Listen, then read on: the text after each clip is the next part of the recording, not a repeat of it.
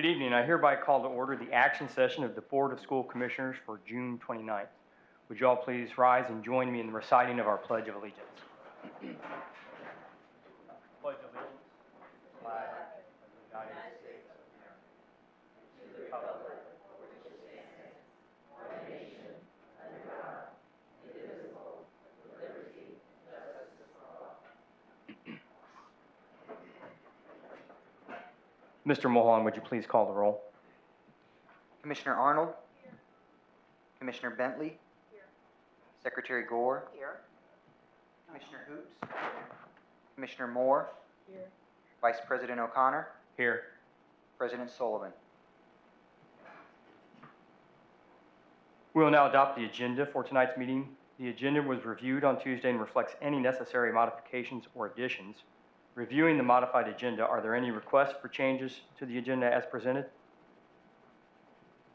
Do I have a motion to approve the agenda? So moved. Second. I have a motion and a second. All in favor? Aye. Any opposed? The agenda is adopted. We'll move to section 2 of our agenda this evening. We have a number of individuals to recognize this evening. Our first honorees this evening are Kathy McElroy and Vivian Maley from Shortridge International Baccalaureate High School. Kathy and Vivian, please come forward to be recognized. Kathy McElroy has invested countless hours to the creation and cultivation of an urban edible garden space in the Shortridge High School courtyard. Because of her urban garden advocacy, Foundation for Complex Healthcare Solutions awarded an $8,000 grant to Kathy so she can continue her work with Shortridge's garden. Kathy's advocacy has resulted in students and staff gaining hands-on practical insights into the benefits of growing and eating fresh produce. Vivian Maley is the co-founder and the executive director of the Joseph Maley Foundation. As a partner with Shortridge, the Joseph Maley Foundation has led efforts to teach students about emotional, physical, and mental well-being. Through participation in the Foundation's HOPE program, Health Through Outreach, Personal Perspectives, and Engagement, students are equipped with the tools they need to advocate for mental health awareness. On behalf of IPS Board of School Commissioners, I extend our sincere appreciation to Kathy McElroy and Vivian Maley for your dedicated support of Shortridge High School and the families we proudly serve. Let's give them a big round of applause.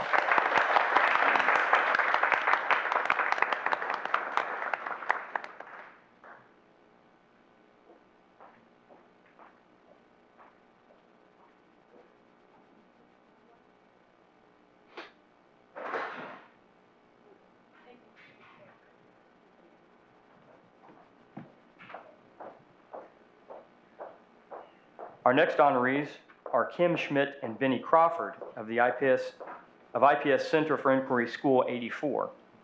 Kim and Benny, please come forward.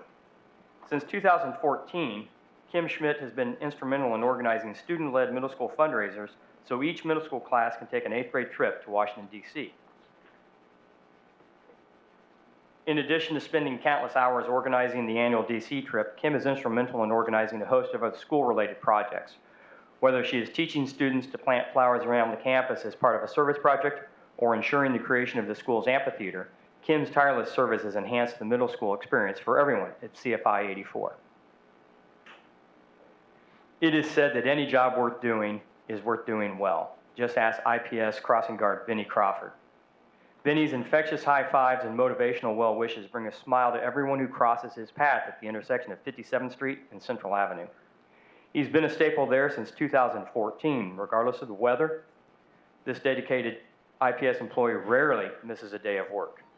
Benny makes 2 round trips by bus to his post every day to ensure that students cross to and from school safely each day. Staff, parents, and students agree that Benny is one of those people who just makes everyone feel better and happy to be alive when they approach the school. On behalf of Indianapolis Public School Board of Commissioners, I extend our sincere appreciation to Kim Schmidt and Benny Crawford for your dedication in supporting IPS Center for Inquiry School 84, sorry, Shortridge School. No, it's Center. It is 84, I'm sorry. Can we give them a round of applause now that I butchered my script?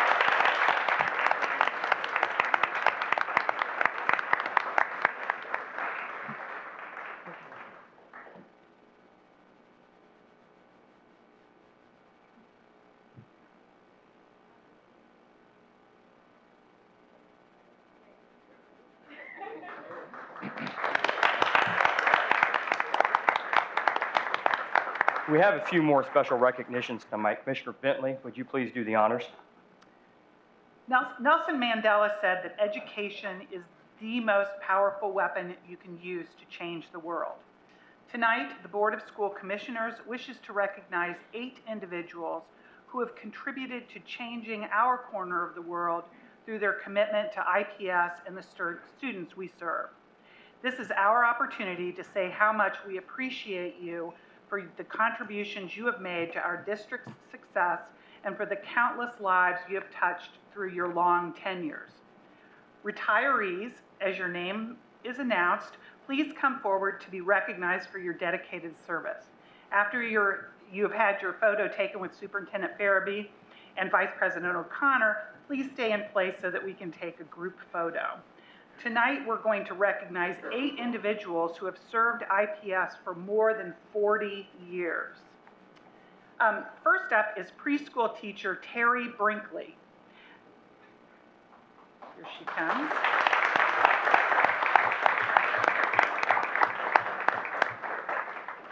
Terry has been with IPS for 42 years and is retiring from Wendell Phillips School 63.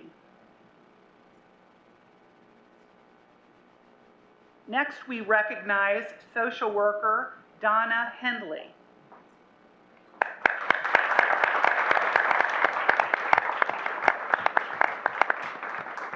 Donna has been with IPS for 43 years and is retiring from Russo McClellan School 91. And I want to add that Donna was there when my children were students at School 91.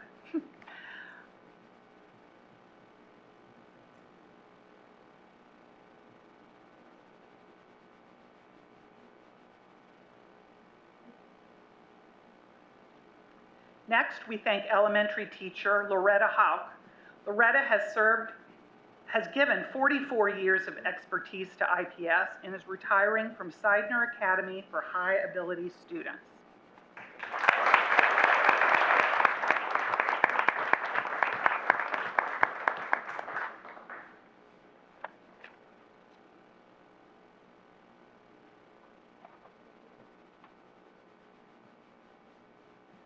We also recognize music teacher Pamela Blackburn.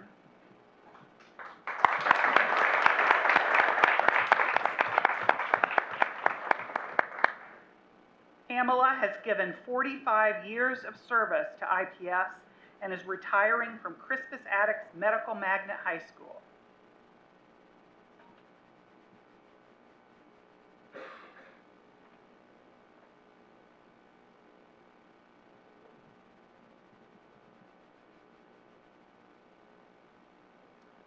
Next, we honor music teacher Ms. L. Partlow. Ms. Partlow has given IPS 45 years of her expertise and is retiring from Meredith Nicholson School 96.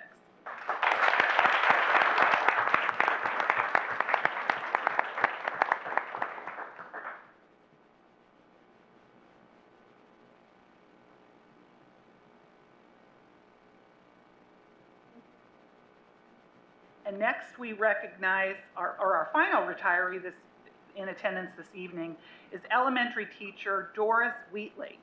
Doris Wheatley is retiring from Edison School of the Arts after 47 years of service to IPS.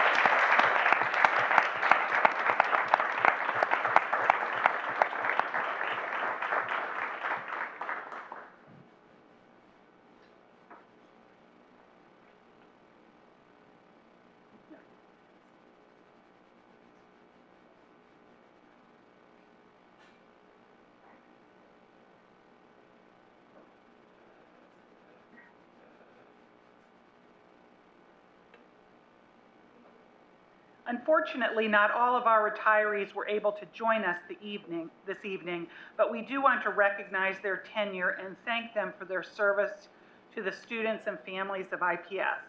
Candy Scott has been with IPS for 41 years and is retiring from the Special Education Department.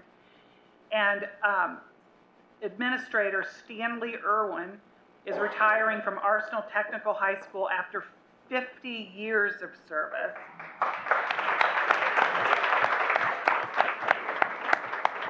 And I want to point out that Mr. Irwin was Board Administrator Zach Mulholland's guidance counselor, that he retired as the Director of the Math Science Magnet at Tech and is a legend in his own time. Also, although we're sad to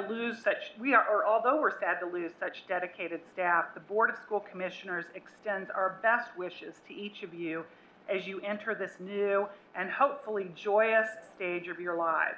Thank you so very much for your service.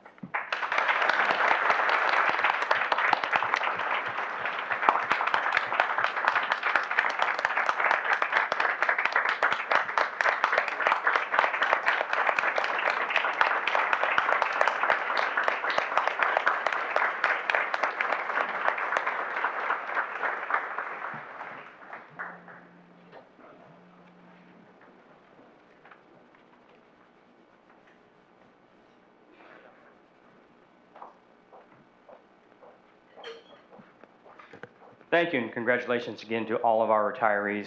Let's give them another round of applause for their round.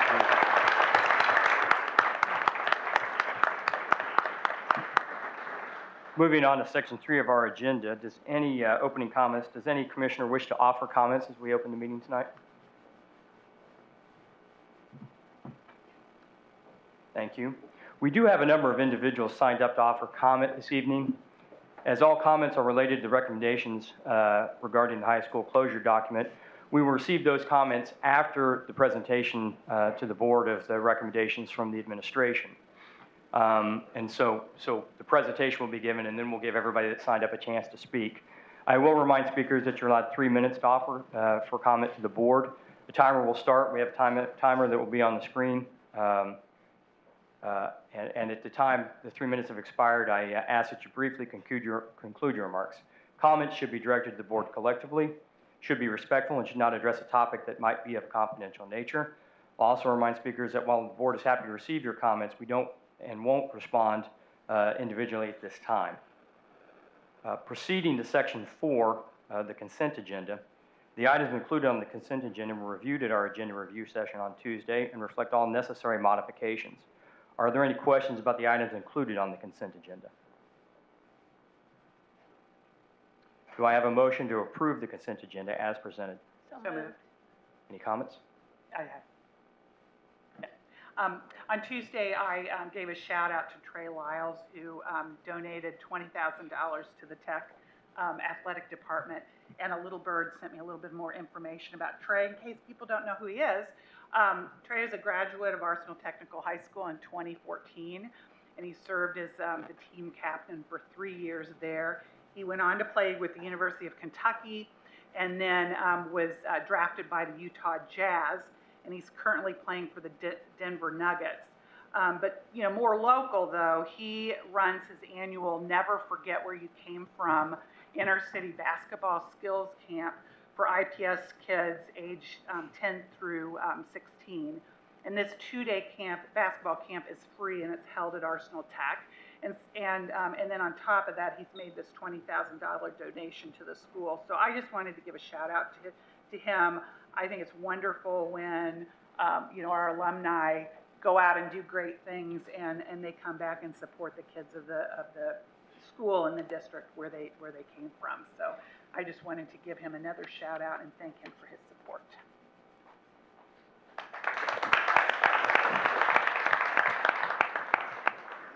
Thank you, Commissioner Bentley. We do have a motion and a second to approve. All those in favor? Aye. Any opposed? The motion carries. Board reports. On Tuesday, the Finance Committee update was provided and proposed textbook fee collection process was discussed. Are there any questions on the 2 items in the board reports at this time? Hearing none, I'll now turn the agenda over to Dr. Farabee for the superintendent's report. Good evening, commissioners. Thank you, Commissioner O'Connor. At this point, staff will present 2 reports this evening. Item 6.02, it's important to note, was presented and discussed at our agenda review session on Tuesday evening. Tonight, the administration will present item 6.01, reinventing IPS High School. This presentation will be presented by Superintendent and also our Operations Officer, David Rosenberg, and our Deputy Superintendent for Academics, Dr. Wanda LeGrand. In this presentation, we will outline our recommendation for how we will reinvent the IPS high school experience, which will include our recommendation for high schools for closure. In addition to our recommendations for high school for closure, we will provide some historical context on the enrollment of the district and also as relates to population, not only in IPS, but the city of Indianapolis and Marion County as it relates to our boundaries. In addition to that information, we'll spend most of our time focusing on what the IPS high school experience will be beginning the 2018-19 school year, with additional information and examples on how students will be transitioned to the new model and what the transition year will entail. We'll close the presentation with additional information on next steps as we will continue to hear from stakeholders and community members as it relates to the recommendations going forward. I remind the community that the commissioners will vote on the recommendation in September, and there will be opportunities for additional public comment in July and August. We will host meetings at all of the schools recommended for closure. Also remind all of our community members that the recommendations put forth by the administration are for the 2018-19 school year. Also a reminder that as part of this process, we remain committed to ensuring that any high school that's recommended for closure is not a boarded up building in the community and is repurposed or reused in some way in the best interest, best use for the community at large. We're well aware that there is a symbiotic relationship between our schools and their communities and want to ensure that our buildings and facilities, again, are used well. As part of this process, we just remind everyone that we cannot continue to maintain an inefficient and unsustainable model of operating high schools that are 2/3 empty. We can't continue to shortchange our students of the best high school experience as we prepare them for the next phase of their life. In this presentation, we will reiterate our commitment to ensuring that students have not only the best experience, but are truly prepared for career in college, which includes an addition of many career pathways and options for students to choose from as they think about their high school experience. In addition, we're also recommending an all-choice high school model. It's important to note that we know that those students that choose and are more engaged in their high school experience are much more successful as it relates to their graduation outcomes, but also their success in high school and post-secondary experiences. So with that, I'll turn presentation over to David Rosenberg, who will walk us through the highlights of the recommendation and also provide some of the historical context. And then you'll have opportunity to hear from Dr. LeGrand, who will provide specifics as it relates to the student experience. Also in the materials of commissioners available to the public, in addition to this presentation, is a comprehensive report that outlines some of the details that will be presented tonight, but also provides other supporting information. David. Thank you, Dr. Farabee and commissioners. As Dr. Farabee said, I will discuss the closure recommendations, and you'll hear from Dr. Wanda LeGrand on the high school choice options and the student experiences. So I think it's important to remind us how we got here today. As you can see, this is IPS's historical enrollment. This is overset by the Center Township population loss that we've seen from 1950 to 2010. During those 60 years, Center Township itself lost over 200,000 residents. And as we look at those residents, they were of age to have school-age children. So not only are we losing the parents, but we're also losing the children right out of the heart of the IPS district. So as we see from this graph, in 1967, IPS had 109,000 students. But over the course of the next 50 years, there were several policy and historical events that occurred that bring us down to our enrollment today, where we're about 30,000 and remaining steady. As we take a look at the 1968-69 school year, IPS had 26,107 high school students across 11 high school buildings. That's an average of about 2,300 high school students per building. However, for next year, IPS is only projecting 5,352 high school students at 7 operated high school buildings. and the district still owns 10 buildings that once served as high schools, including John Marshall, which is transitioning to a middle school, as well as Howe and Manual, which are under state takeover. Digging into the schools more, we see the high utilization at 60% at Arsenal Tech and a low utilization of 21% at George Washington, meaning only 1 of every 5 seats at George Washington is full currently. Now, this is not the recommendation, but this is for illustrative purposes. We could fit our entire high school population for next year in 2 1/10 of our high schools. However, we still plan to operate 7 for next year. So we certainly know that the time to act is now. So the administration's recommendation is that high schools to remain operational are Arsenal Tech, Crispus Attucks, George Washington, and Shortridge.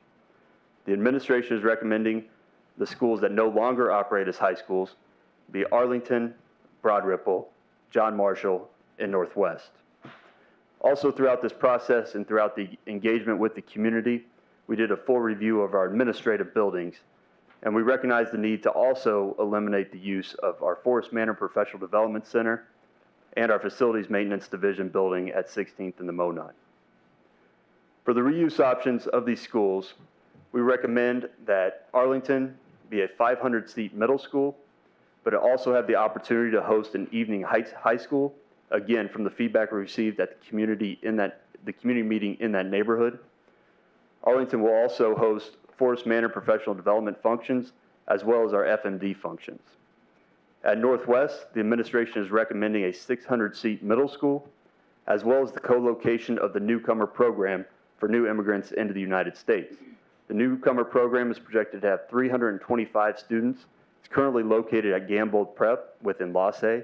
Both programs continue to expand, so we think this is a real win for both by putting newcomer at Northwest, allowing them to expand, and also allowing in LaSalle to expand at Gambold. The administration also recommends that certain buildings be sold or leased through the collaboration with the IPS Real Estate Advisory Committee. Those buildings would be Broad Ripple, John Marshall, the Forest Manor Development Center, and FMD building at 16th and the Monot. So I'll now turn it to Dr. Londa LeGrand to show how our high schools are being reinvented. Thank you, David. As we've discussed before, for 18-19, we're working to have career-themed academies in each of the 4 high schools that will remain high schools that year. The purpose of those academies is to be focused on the future for students to prepare them for college and career. They're also designed with student interest in mind to excite them and get them enthusiastic about attending high school. That leads us to our main goal for our high school graduates. We want all of our graduates to be employed at a livable wage, enlisted into the military, or enrolled in a 2- or 4-year college. When you talk about career-themed academies, we want to make sure we remind everyone that our graduates still will achieve the core 40 diploma. But what will happen in these academies is that there will be electives that are focused on those themes. We will also have projects within high school that are designed like we receive in our real jobs, and so there'll be career-themed projects.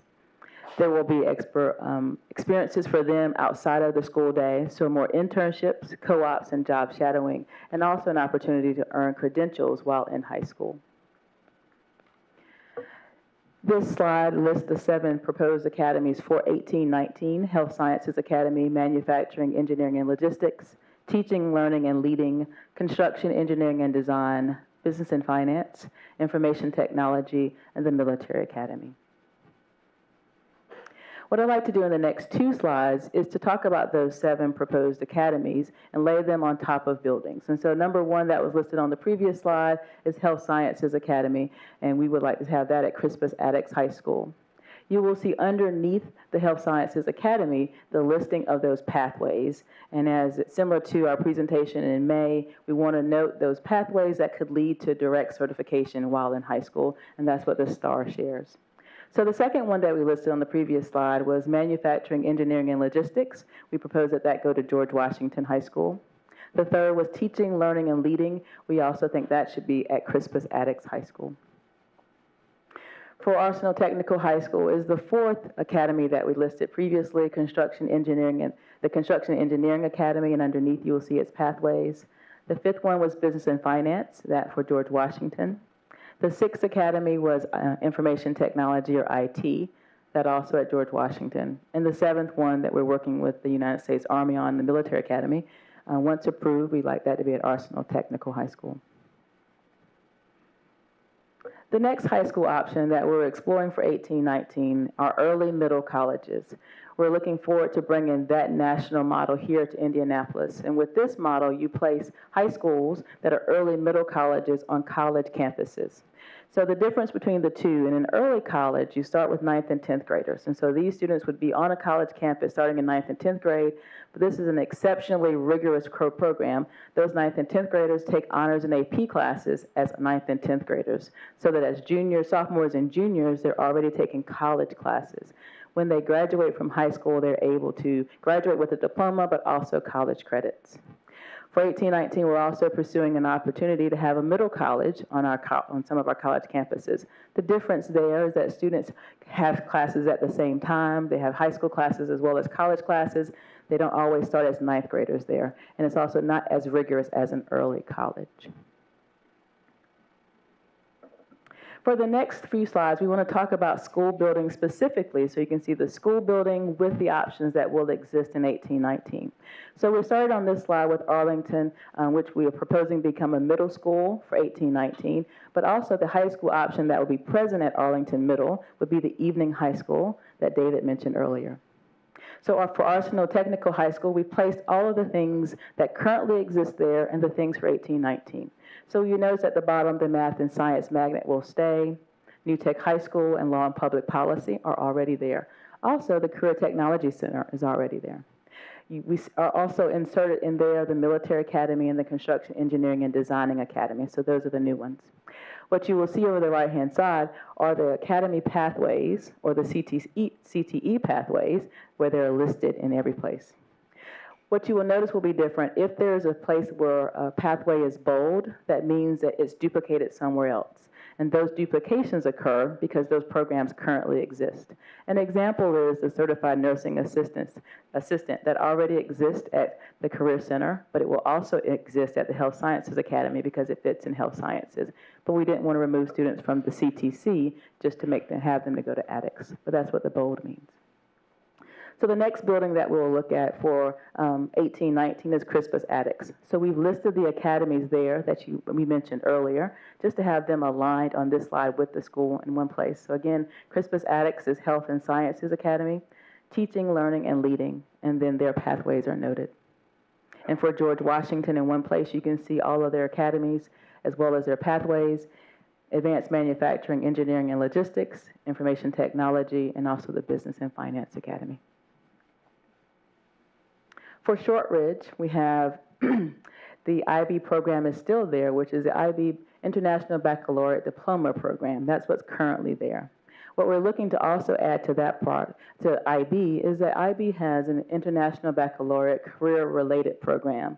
So our partnership with Butler University and Dr. Ina Shelley, they're excited about extending our work with IB to include IB Career-Related Program. But you will also see that visual and performing arts and humanities will move to Shortridge. We wanted to make sure that this slide, or these few slides, list all the high school options for 18-19. So you see the addition of Heron, which is classical liberal arts, as well as Riverside, Purdue Polytech, which is STEM, and we've added at the bottom to be announced the early middle colleges. And it also includes the universities that we're having conversations with about the early middle colleges, and they are Butler, Marion, IUPUI, and Ivy Tech. I want to also highlight for everyone the focus on curriculum. So with the addition of our career theme academies to what we already have with core classes, the arts and CTE pathways and foreign language, and all the other courses we offer in high school, there will continue to be honors, AP, IB, and dual credit classes in each of those areas in our high schools. I want to shift just a little bit to talk about the student experience for next year, preparing for 18-19. For 18-19, in each of our high schools, we plan to have a future center. And so currently, all high schools have guidance counselors, and they're allocated based on the number of students so that we can have a touch point with our counselors. In addition to the counseling center, we plan to have a future center so that we provide more student support to all of our high school students. The purpose of the Future Center is to provide support for students to receive, to prepare for college and career.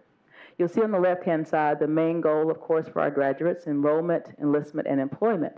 But you will see some things that hopefully excite you as much as they excite us that we will focus on in the Future Center. We want to provide interview, and this is just an example of a few.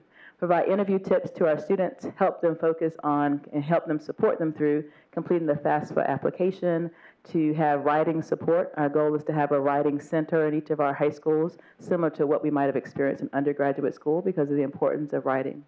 Provide SAT, ACT, and ASVAB support, and ASVAB is the assessment given to students who want to go into the military, and also additional hands and support for scholarships. The next big piece for our Future Center, which we're excited to share, is that we want to help our graduates also persist past graduation.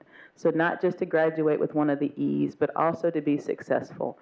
So you'll see our expectation around enrolled students, enlisted, and employed. So our enrolled students, we want them to graduate on time. We want to increase our graduation rate of students in college. We also want to reduce the number of remedial classes that students have to take when they go to college. And for our enlisted students, we want to have more students to qualify to get into the armed services if they so desire to, but also to graduate from the school that you have when you're in the armed services. And so that school is their occupational specialist training. And then employed, we of course want to have more students who go to the world of work, making and sustaining that livable wage. And so in our Future Center, a part of their job will be to take care of the students while in school, but also provide the support so that they persist afterwards and are successful. This is a quote from our amazing superintendent about the student experience, and I'll give everyone a chance to read that.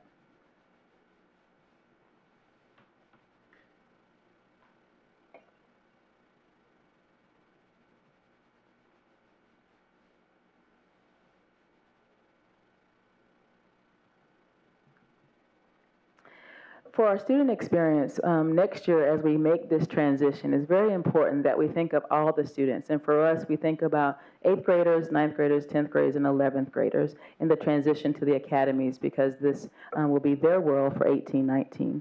So we provided 3 examples of their experience. This example is that we've just chosen as an example a CFI 2 student who's in the 8th grade because 8th grade students have a special experience next year, this coming year, in choosing an academy. We've designed the activities, and these are examples of activities to occur quarter by quarter. And so the Q1 represents the first quarter of the year, second quarter, third quarter, and fourth quarter. We've designed it that way because several activities align perfectly with the quarters. So an example of what will happen for 8th grade students is that we're fortunate to have the Junior Achievement Job Spark in September every year. So we know that happens the first year, and we want to align prior to Job Spark and afterwards to have school academy fairs so that we try to prepare students for the Job Spark, but this time we will prepare them and also talk about academies. After that day in September, we'll be able to follow up on JA Job Spark and provide an additional connection to the academies. And that happens first quarter. In the second quarter, you will see that our students in 8th grade will do a Naviance, which is our computer program designed for college and career readiness, a Naviance Academy Interest Survey. So able to align their interests to possible careers within our academies. We will have student and parent academy nights. So there will be nights at each school, nights in the 8th grade schools, but also at the high schools for students and parents to receive information about our academies. And that's aligned around that time with our Showcase of Schools, which is held annually in November. So that is the second quarter. So prior to Showcase, there'll be activities for parents and students, and also after Showcase. The third quarter is a time for we start creating those 4-year plans. So within the third quarter is when the counselors go down to the 8th grade and have conversations about the next year. So this time we'll be having conversations about the 4-year plan, which is our annual event, but also tying that to academies. And then in the fourth quarter, we can have academy-specific nights. And so by then, students will have a chance to have selected their academies. They could visit their new schools. Parents can visit their new schools. And we will also have student engagement activities. So students can get a chance to come together prior to school starting to form and start the culture building for their schools. We've selected for our second example a 9th grader who's at Arlington High School. And so you will see some of the things are the same with the engagement around the Showcase of School, the engagement during the fourth quarter. But you will notice in the first quarter, only 8th graders go to JA Job Spark, so the 9th graders don't go. But during the first quarter, we will have counselors to review the 4-year plans with the students, which is what we typically do. So as an 8th grader, you said you wanted to do this in the next 4 years. Let's review that, and let's make sure our schedule is aligned and create our plans. We will have school-wide academy convocations for 9th grade students, and so that they understand what the academies are. The same thing at their school, so they can have it right there. Second quarter, we have the parent nights. We will also have a Navayance academic strengths assessment for students to find out their strengths and to align that to our academies. And you will see in the third quarter that you're creating your academic plan with your counselor, which we typically do starting January, right after the holidays. And then the fourth quarter being very specific about your academies. The last example is an upperclassman. So if you are, we gave this example is an 11th grade student for George Washington. So first quarter, you have the same events, having fairs at your school so you understand what's going on with the academies and the makeup of the academies and to build that excitement. Then we also have the students creating surveys because even as a junior, you still probably a little curious about your future and want to align your strengths to those, the showcase of schools, and then the counselor meeting starting in third quarter and fourth quarter. One thing that's important to note is that our plan for each of those students is an individual touch point for our students. As you might remember in October, we discussed counselors and we revisioned the work of the counseling department, and a part of that is to focus on individual student support. We don't plan to have any students assigned academies or provide information solely in a group or solely in a class.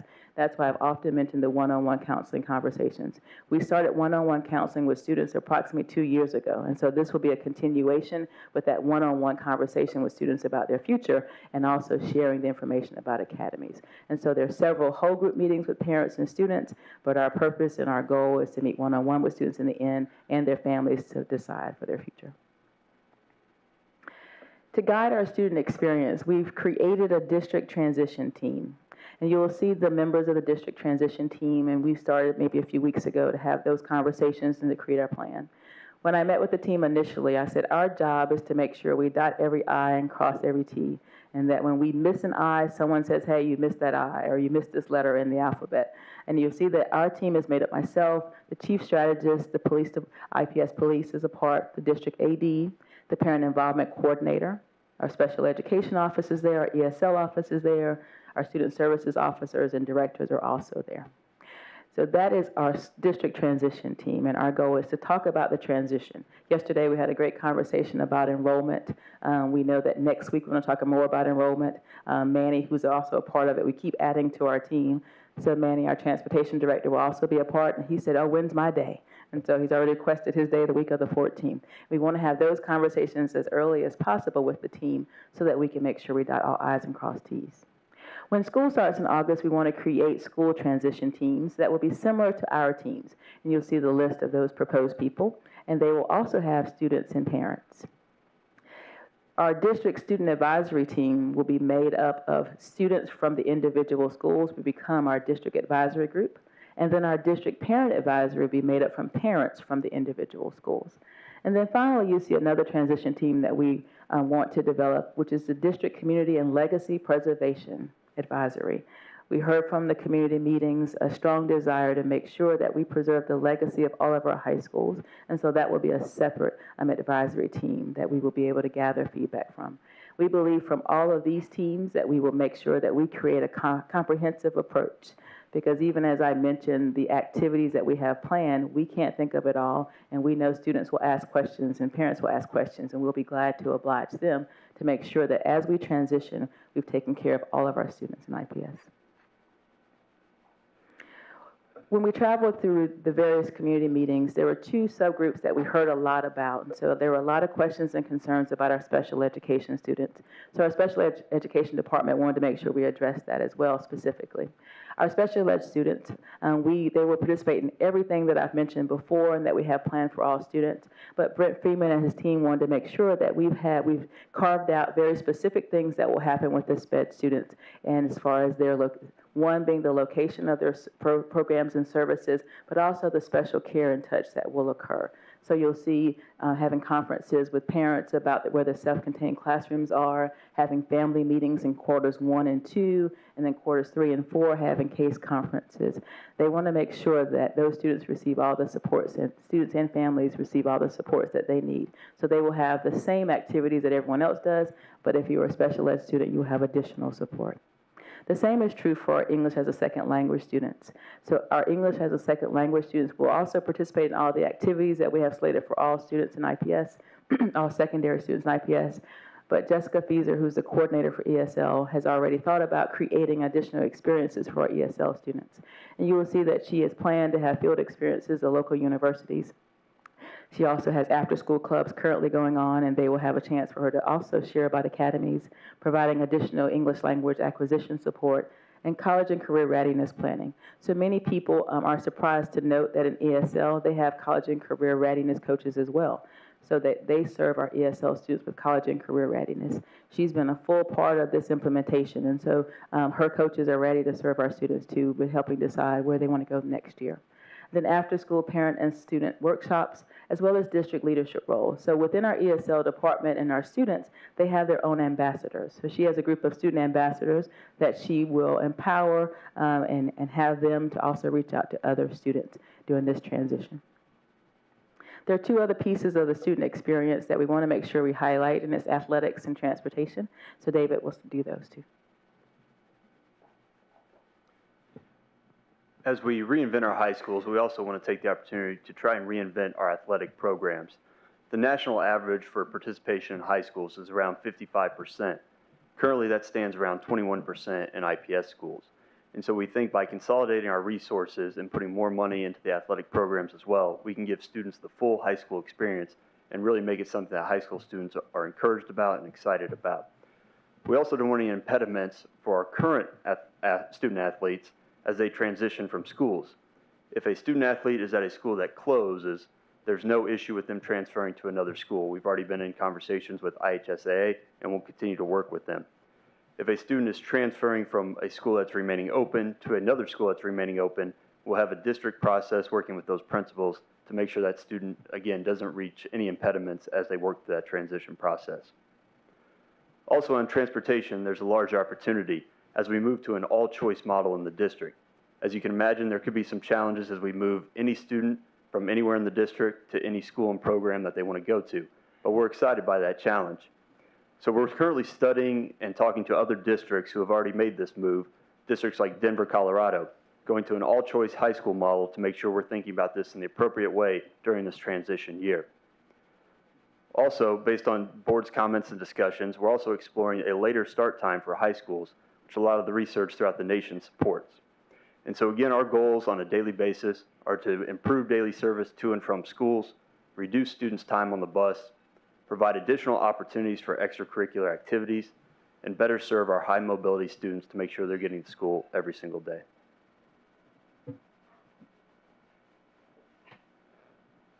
Thank you, David and Dr. LeGrand. As you've seen in the presentation, our focus remains on our students, ensuring that we provide them the best experience.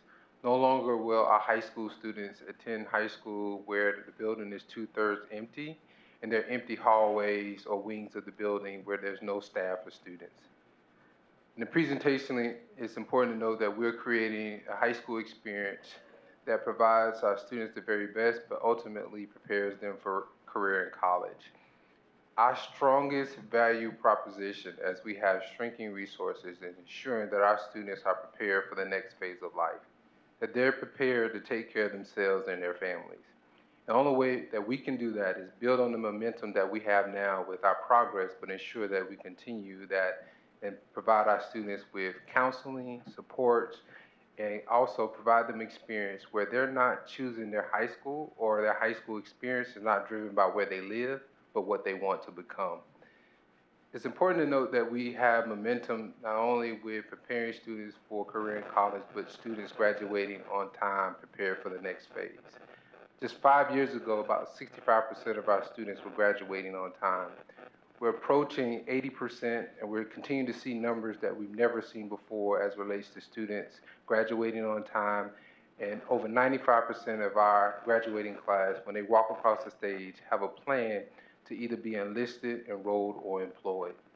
We believe that shifting resources to maximize our facilities will not only prove to be beneficial as it relates to the utilization of our building, but also, again, provide our students with the best experience. It's important to note that also we are shifting staff from central service buildings also to school buildings to enhance utilization. So as we think about shifting some schools to middle schools, one may be thinking that you would have underutilization in those buildings as well. However, again, I would point out that central service staff will be moving to those buildings as well, so we have maximum utilization. We expect to have utilization of at least around 65 to 70% in all of our buildings, giving us room to grow, but also maximizing the space that we have. Again, I just remind you that there's compelling data as it relates to when students are more engaged in their learning process as it relates to the high school option. Even though we have momentum with students graduating on time, we know that those students that participate in our career pathways and take career technical education courses graduate at a much higher rate than those students that do not.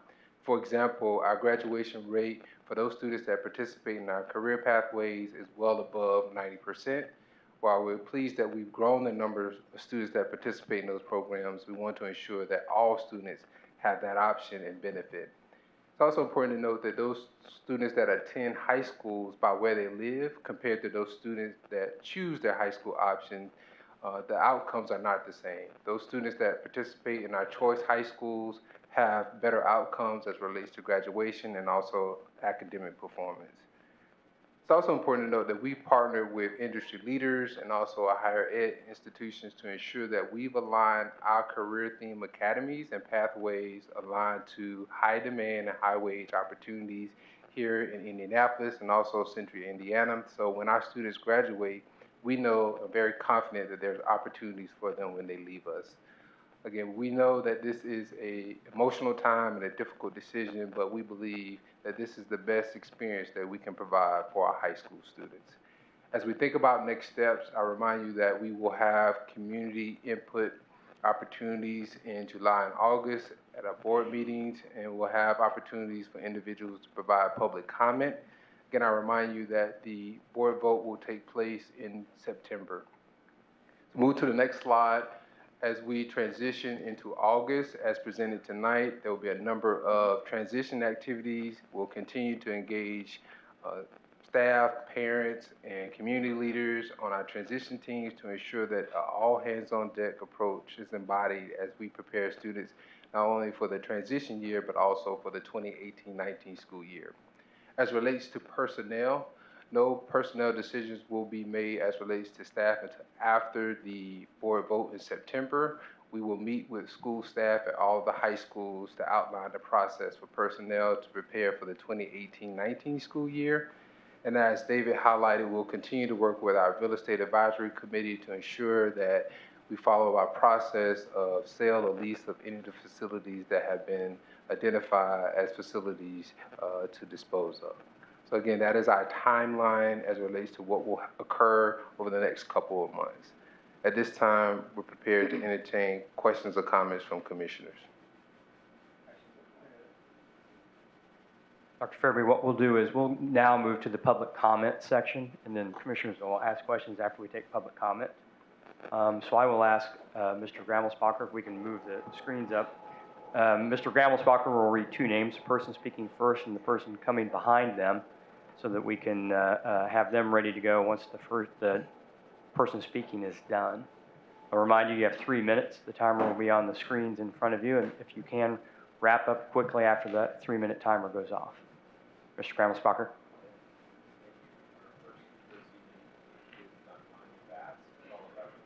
Not on.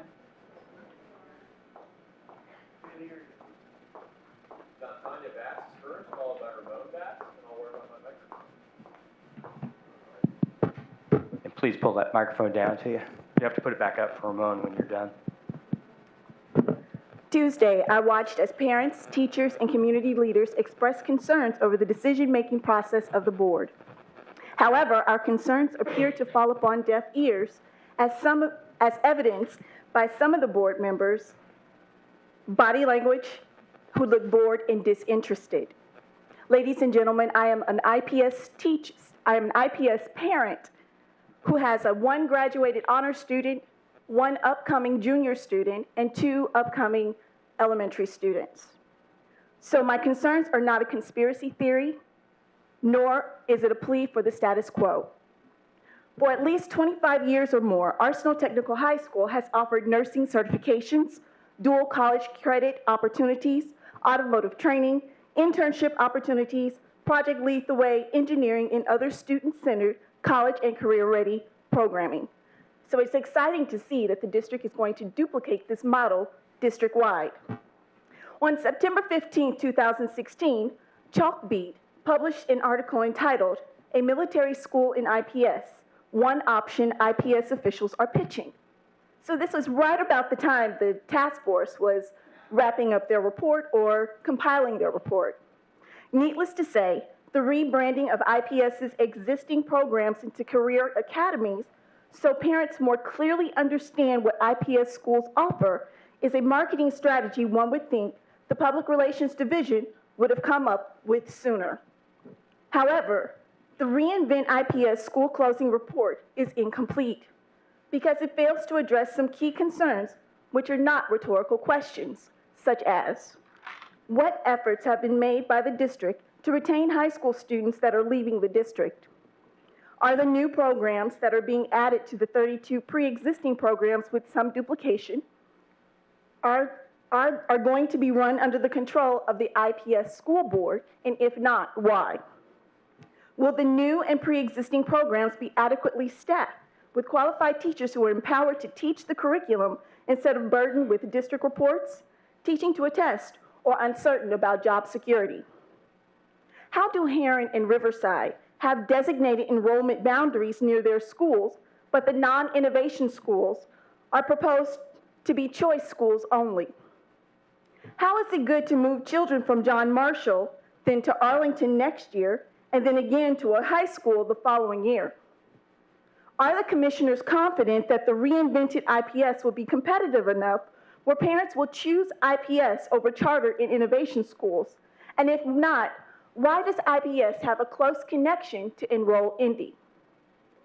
Finally, would any of the commissioners or administrators send their children to the proposed career academies or to any of the non-innovation schools that are in the IPS's portfolio? Thank you. Mr. Batts is next. After Mr. Batts, we have Andrew Gatza. Andrew Gatza is after Mr. Batts. Let me say again, it's not the fault of the students, families, teachers, and community members who have been loyal to IPS over the years that these buildings are not near capacity.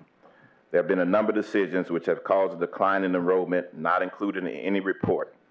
As elected officials, you must ask yourself and your employees, are there other options? Let me offer some other options that would be beneficial to students, parents, teachers, and community in keeping these buildings open in the name of Indianapolis Public Schools.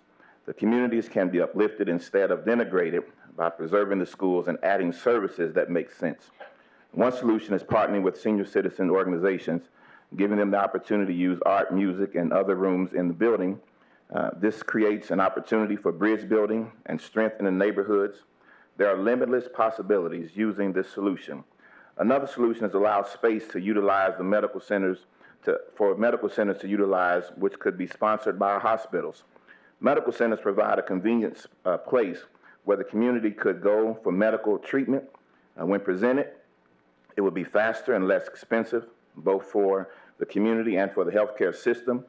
These centers could duly serve as schools' healthcare center, reducing operating costs and the freight costs of keeping the school open.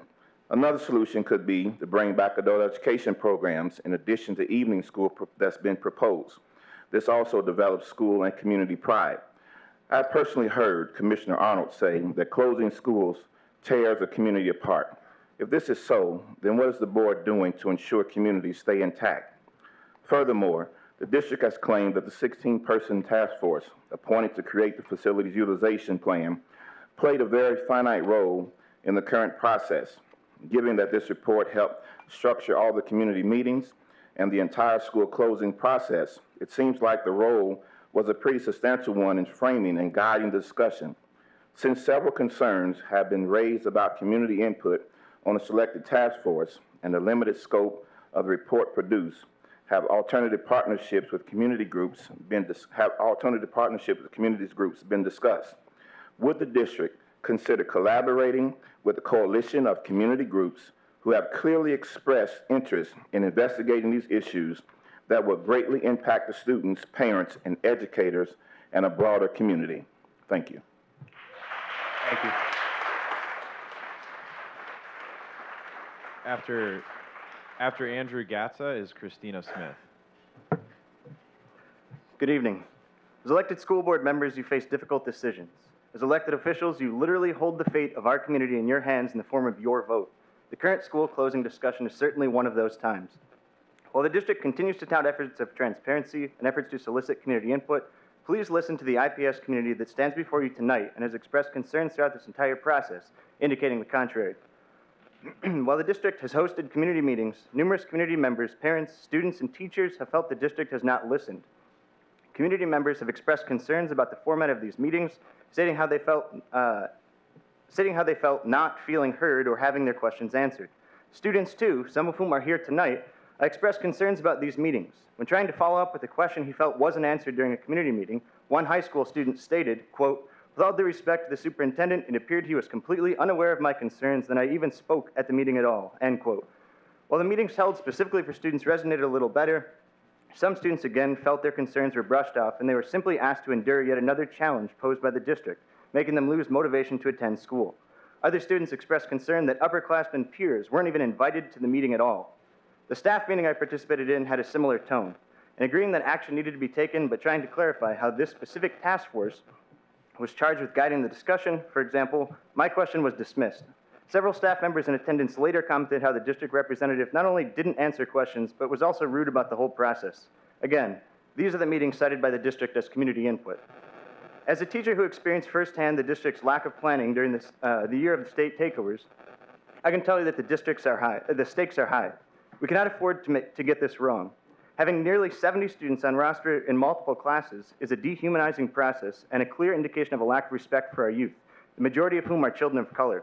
I find it hard to imagine that something like this would occur in a more affluent white district for even a day, let alone 5 weeks students were asked to persist through this disaster. To be clear, we were working hard on doing some pretty cool things, but having students work while standing at bookshelves and spread around the floor of the classroom because there literally isn't space for more desks certainly poses some major constraints. The district has now named schools to be closed or repurposed. As witnessed during the numerous other closing and reopening processes of the district, this has major negative effects on students, staff morale and retention, and the overall school culture of a school identified as a sinking ship. So I ask, what measures are in place to ensure quality education for these students next year and beyond? How specifically will the district administration engage students, parents, and the broader community to provide feedback on the current proposal in ways beyond public comment at board discussions, board meetings where no discussion can take place? Have public debates been considered to present multiple perspectives on the proposal, thus creating a more informed decision? In this discussion, it is important we keep what really matters at the center, our children. As a member of the IPS Community Coalition and a former teacher and current volunteer within the district, I ask you to please allow us a seat at the table to help investigate and inform these major decisions. Thank you. After Christina Smith, we have Susan Thompson.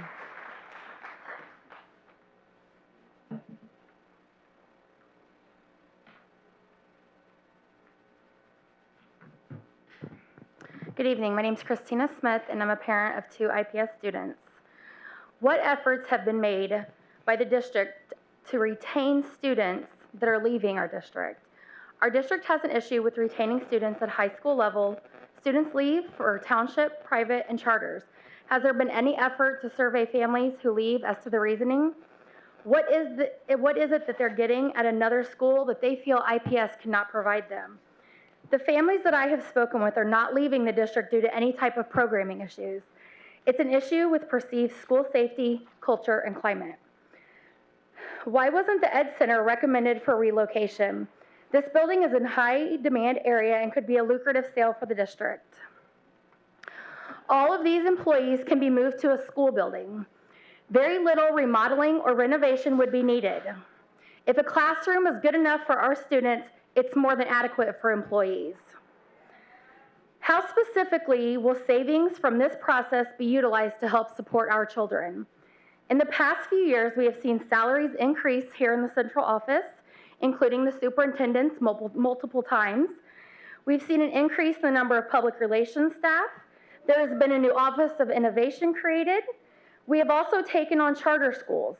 All of these are new costs that have come with the reform of IPS since 2013. How is this board and administration going to guarantee students, parents, and taxpayers that the savings from closing buildings and disrupting our students' education will actually go back to the classrooms? Why are we supporting innovation in charter schools while closing IPS schools? If IPS doesn't have enough money to operate the high schools we have, why are we paying for 3, now possibly 4, new charter innovation high schools? If IPS doesn't have enough students to fill the high school seats we have, why are we opening up 2 to 3 new charter innovation high schools that will take even more students from the traditional public high schools? Instead of supporting charter schools and opening up new charter schools, IPS as a public district should be committing to its public schools, not charter schools. These districts, these are our existing high schools and are certainly more important than those. We are, after all, not a charter district, but again, a public school district. In this discussion of school closings, it's important that we keep what matters at the center of our discussion: our children. All the money that comes out of the general fund is money that's not going to educate our children. As a member of the IPS Community Coalition and an IPS parent, I ask you to please allow us a seat at the table to help with these major decisions. Susan Thompson is the next to speak, followed by Marianne Schlegel-Ruger. Good evening. I'm Susan Thompson, a citizen invested through taxes and concern for IPS schools and the communities the schools support. In the spirit of demonstrating transparency, a basic tenet of leadership, I admit to concerns regarding the announcement of school closings, but at the same time, I respect the complexity of the issues and the creativity you have demonstrated in trying to find good solutions. In the book, Crucial Conversations, the authors discuss issues of trust as barriers to communication. One solution the authors recommend for breaking down this barrier is to focus on issues. In this case, the issues are complex, but all lead back to how do we provide equitable education to our children. As one critical issue is stated as money, then we want to understand, why are you supporting charter and innovation schools, especially when recent studies have questioned their effectiveness? How does this help our children? With the evidence stating that the very entities in which you invest our money are unsuccessful, we want the opportunity to participate in the conversation around the strategy so that we can build our community together. So if closing school alleviates many issues, then how will savings be applied in a manner that, again, provide equitable, no, not equitable, but excellent education to all of our children? To this end, what specific measures are in place to ensure that students at the schools that have now been named as closing will still receive an quality education during the next school year?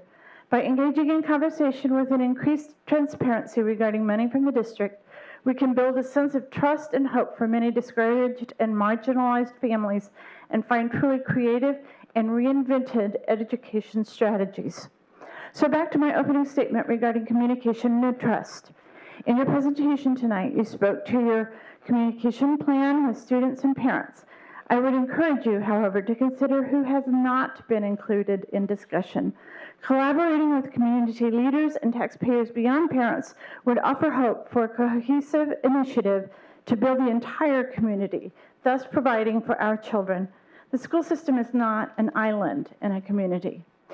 In this discussion of school closings, it's important that we keep what really matters at the center of the discussion, our children. As a member of the IPS Community Coalition and Indivisible Indianapolis, I ask you to please allow us a seat at the table to help investigate and inform regarding these major decisions. Thank you for your time and attention. Thank you.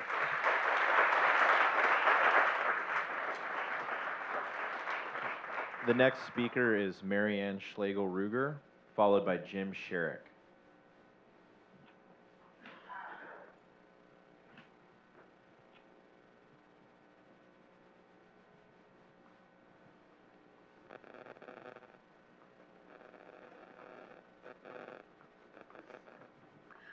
Hi, I'm a parent living north of Broad Ripple, the second house inside the boundary. So from my house, it's a ways to come down to the central area. As some of you know, I'm a parent who always wanted my kids in IPS. I was successful one year, and I haven't been successful the other ones.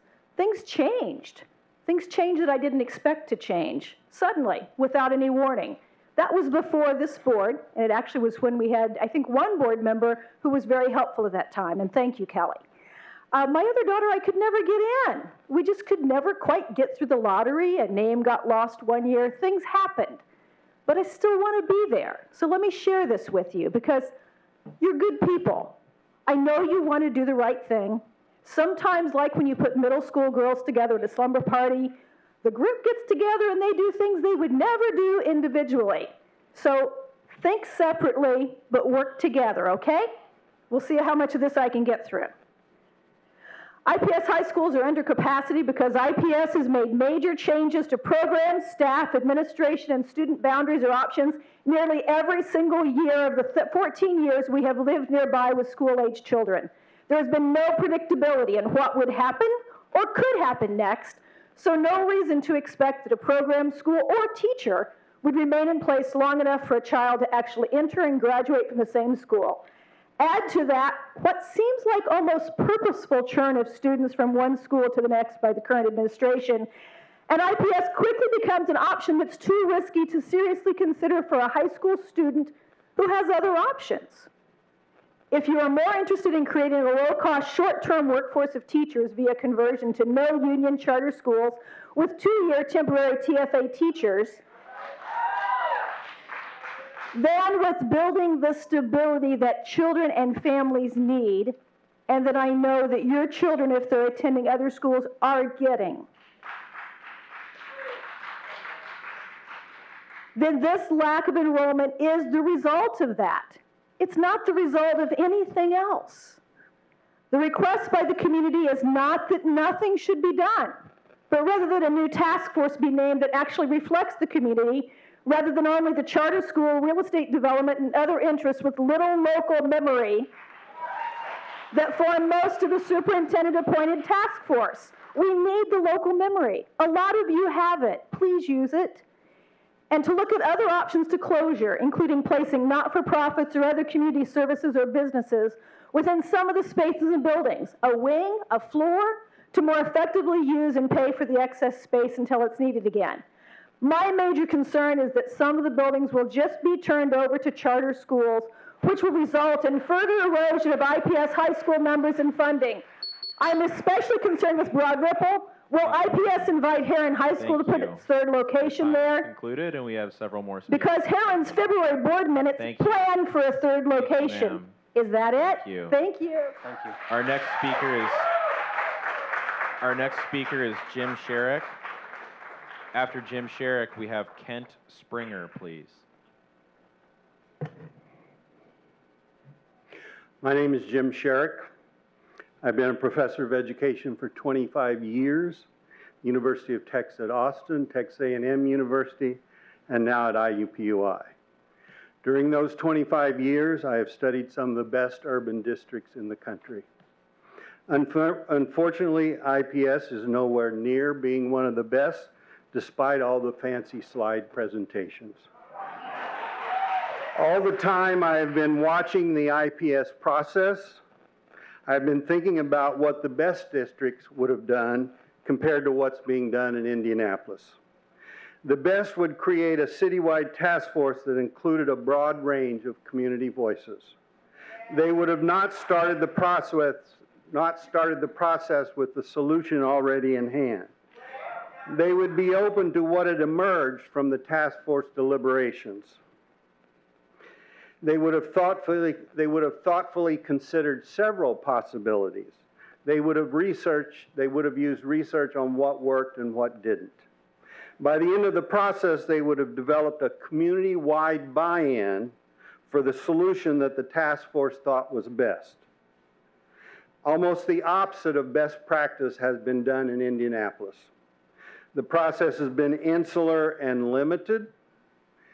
The options considered were only one, even though several other possibilities exist. The breadth of voices participating in any real deliberations and decisions was highly limited. No research was considered. Instead of following best practices, the IPS board and administration approach has created distrust and hostility in the community, which we have seen at several community meetings.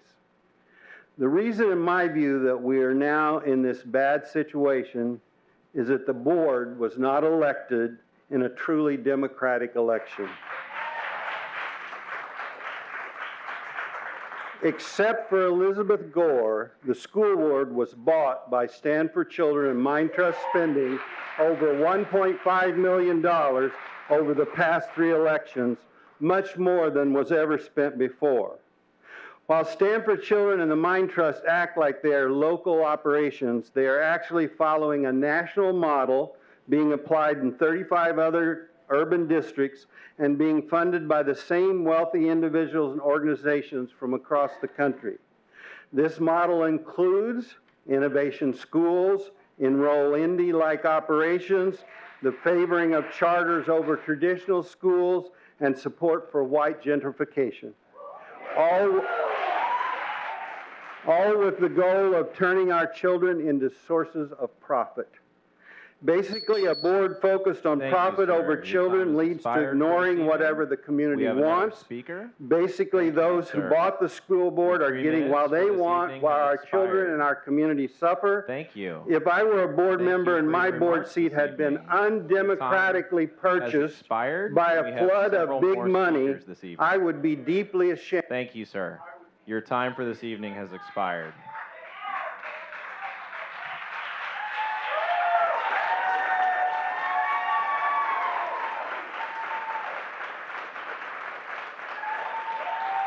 We now have Kent Springer, followed by Jasmine Rodriguez, please. Jasmine Rodriguez speaks after Kent Springer. Hello, I'm Kent Springer, the past president and current board member of the Broad Ripple Village Association.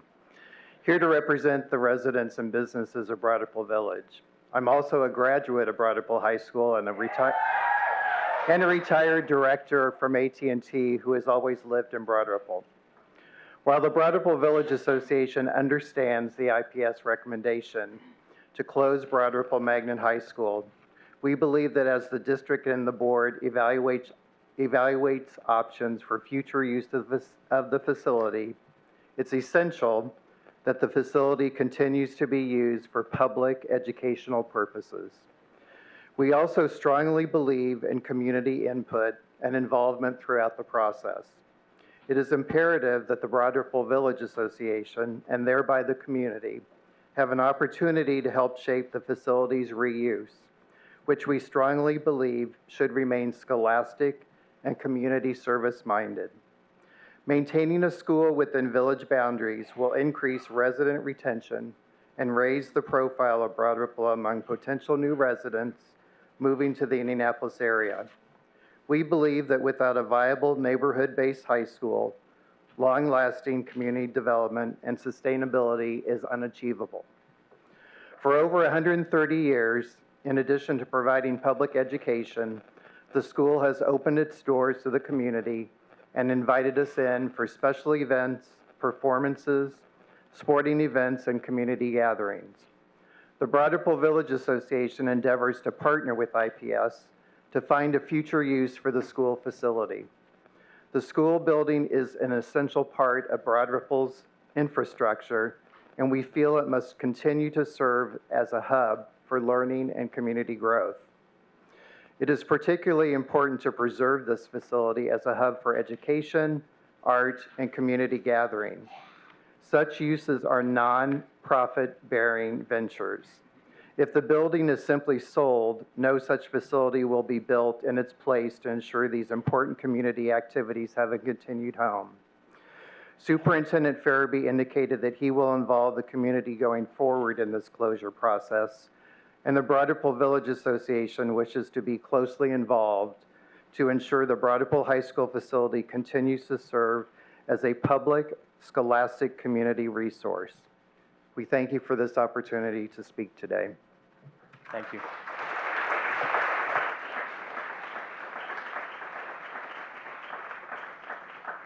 After Jasmine Rodriguez is Julie Sessions, please.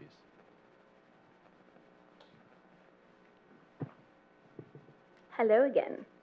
I just wanted to take a few moments to say thank you all for being a part of this moment. From Dr. Farabee to everybody sitting in these seats, just thank you. Whether it's in our memories or printed on a piece of paper, this is being documented somehow, some way. And if it wasn't for Tuesday's opportunity to protest, I would have missed out on my own slightly crazy story in history. So long story short, on Tuesday, I invited everybody to the protest because I've been talking about this for some time now. I invited everyone I knew, from coworkers to family, but only one person came, which was my mom. And she was holding up her sign on Tuesday when a car drove past and yelled out while passing her, "Oh, what are you guys complaining about now?" And at first I was upset, and I felt bad for having my mom out there like that. But when I looked up and I saw her smiling and continuing to chant in her cute little Hispanic accent, "This is what democracy looks like," I became such a proud daughter, because my mom came here from Dominican Republic when she was 15, and the government in DR is extremely corrupt, so protesting peacefully is pretty much impossible. And up until Tuesday, she really didn't believe that her voice could possibly make a difference. And that's the reality that many parents face in this world, but especially in this district. Those who don't really question the system or authority, they just take what they can get. And that's the same mindset that's part to blame for the reason why we have such low parent participation in this district. And that's exactly why charter schools and organizations are taking over the district. So thank you for giving my mom the chance to experience what democracy looks like for the first time ever, even if someone or you may consider it complaining. And thank you for these recommendations. They have engaged our community from all age groups, races, and social and economic backgrounds. The only way to fix the issue is by supporting parents and children that's living in broken homes as well. Now, just for the record, I'm not opposed efficiency to avoid redundancy. I'm opposed the manner and how this is being done, and the lack of transparency and representation, and I'm opposed our superintendent, Dr. Farabee, who is now a fellowship with the Broad Academy, an organization whose mission it is to dismantle public education. I do not believe that any programs or innovation schools should ever be managed by for-profit charter schools covered in the Mind Trust gift wrapping. Similarly to when the New Tech model was adapted, that's where I graduated from. I learned a lot of critical thinking skills, public speaking skills, which has helped me come to you all today. So comparing every high school in our district right now to the IB at Shortridge, we have no funding and no attention has been given to us. So if we give all the power to a company that can collapse easier than the stock market, who knows where IPS will be 10 years from now? You all probably won't be here, but the students will. So getting back to the topic at hand, how will you guys accommodate all these kids' behavioral issues, especially given to the homes that they're brought up in? So as a member of the IPS Community Coalition, I ask you to please allow us a seat at the table to help investigate and influence these major decisions. Thank you so much.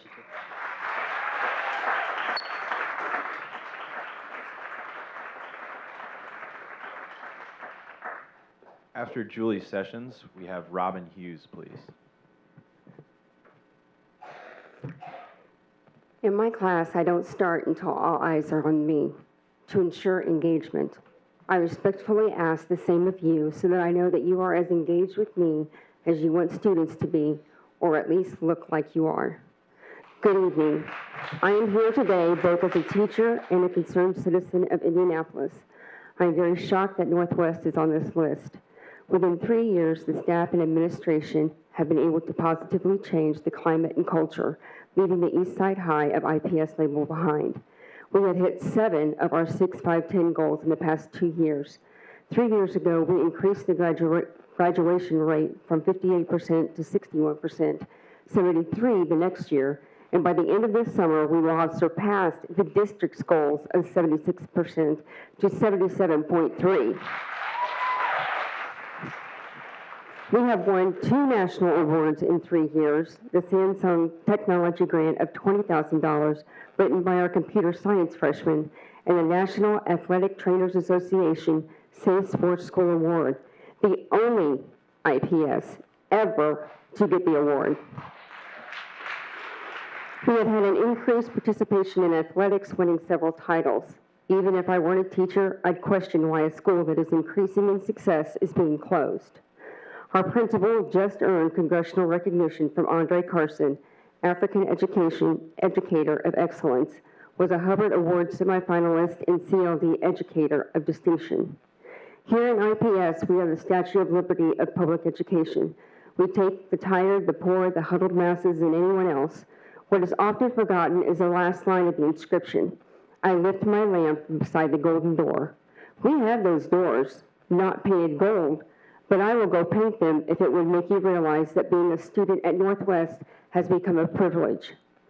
As a citizen, I wonder if you have had conversations specifically with the Gang Task Force to see just how well things will go by mixing East and West Side students. Have you had conversations with just the leaders of the communities who have taken charge and are trying to clean up the neighborhoods? Are they concerned? You see, this isn't an IPS issue, especially with the number of transients we have in the district. And just because there might have been issues between students at one school, that doesn't always go away just because one changes schools. The likelihood of crime increasing seems to be pretty much promised with this. You have sealed the fate of not only the community, but of the entire city. I see too many kids involved in violence, and now you are going to contribute to that number by joining kids from opposite sides of the city. The results of this Molotov cocktail will be detrimental. All of this is not going to matter because if kids are too scared to come to school, there won't be any need for any buildings.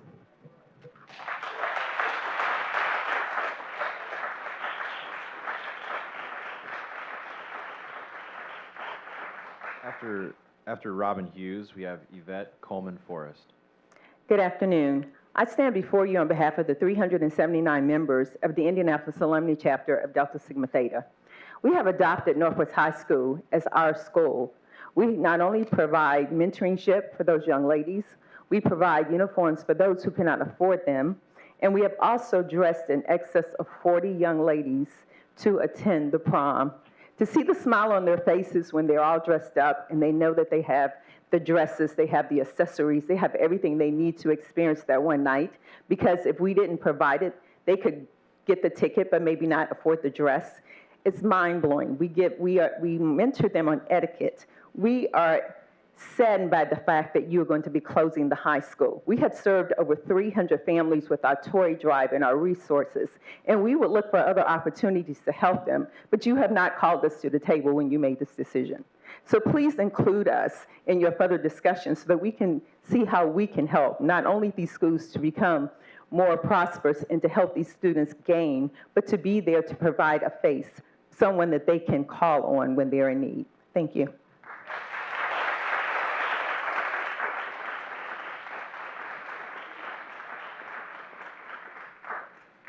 I, too, stand as a proud member of Delta Sigma Theta Sorority Incorporated, but moreover, I stand as a product of IPS.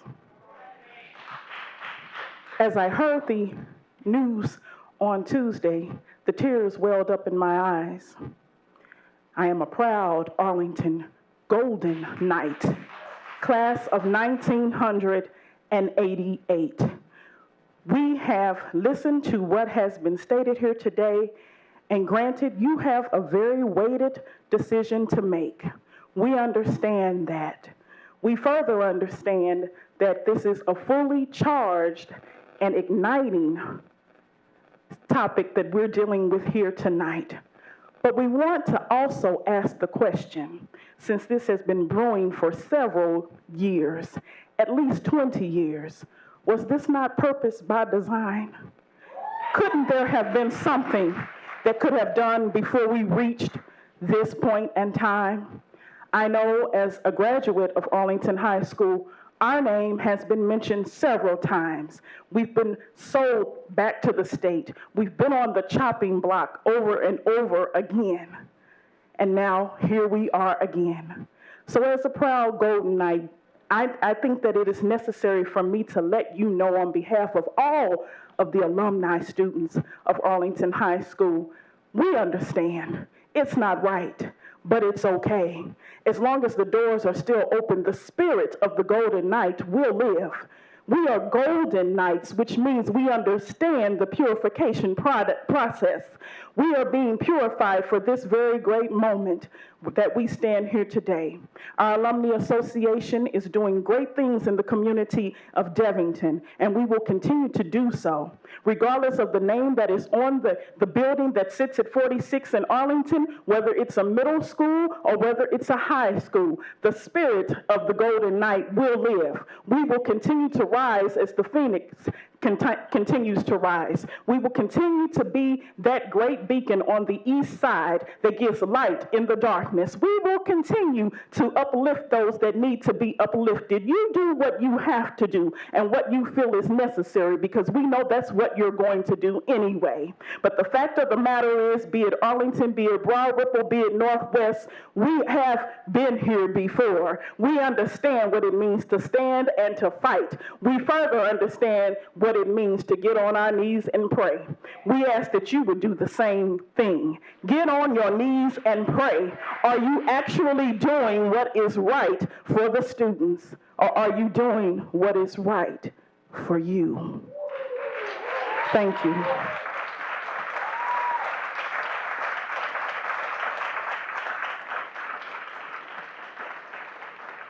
That is the close of public comment. We'll move to commissioner questions at this point.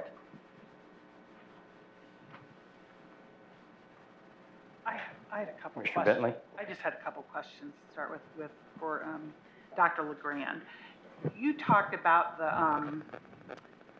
what did you talk about? Oh, the future centers. Yes. Is that going to include like having a transition plan for each student that is particularly in the schools that are closing, to help them transition to through this change? So there will be a transition plan, but that will be done in 17-18. The future centers will open in 18-19 in each of the 4 schools. So yes, the transition plans will start in 17-18 with our school counselors, social workers, and graduation coaches. Okay. And then you, on the school-based teams, you mentioned special ed and the athletics, and I can't remember all the, pardon? Transportation.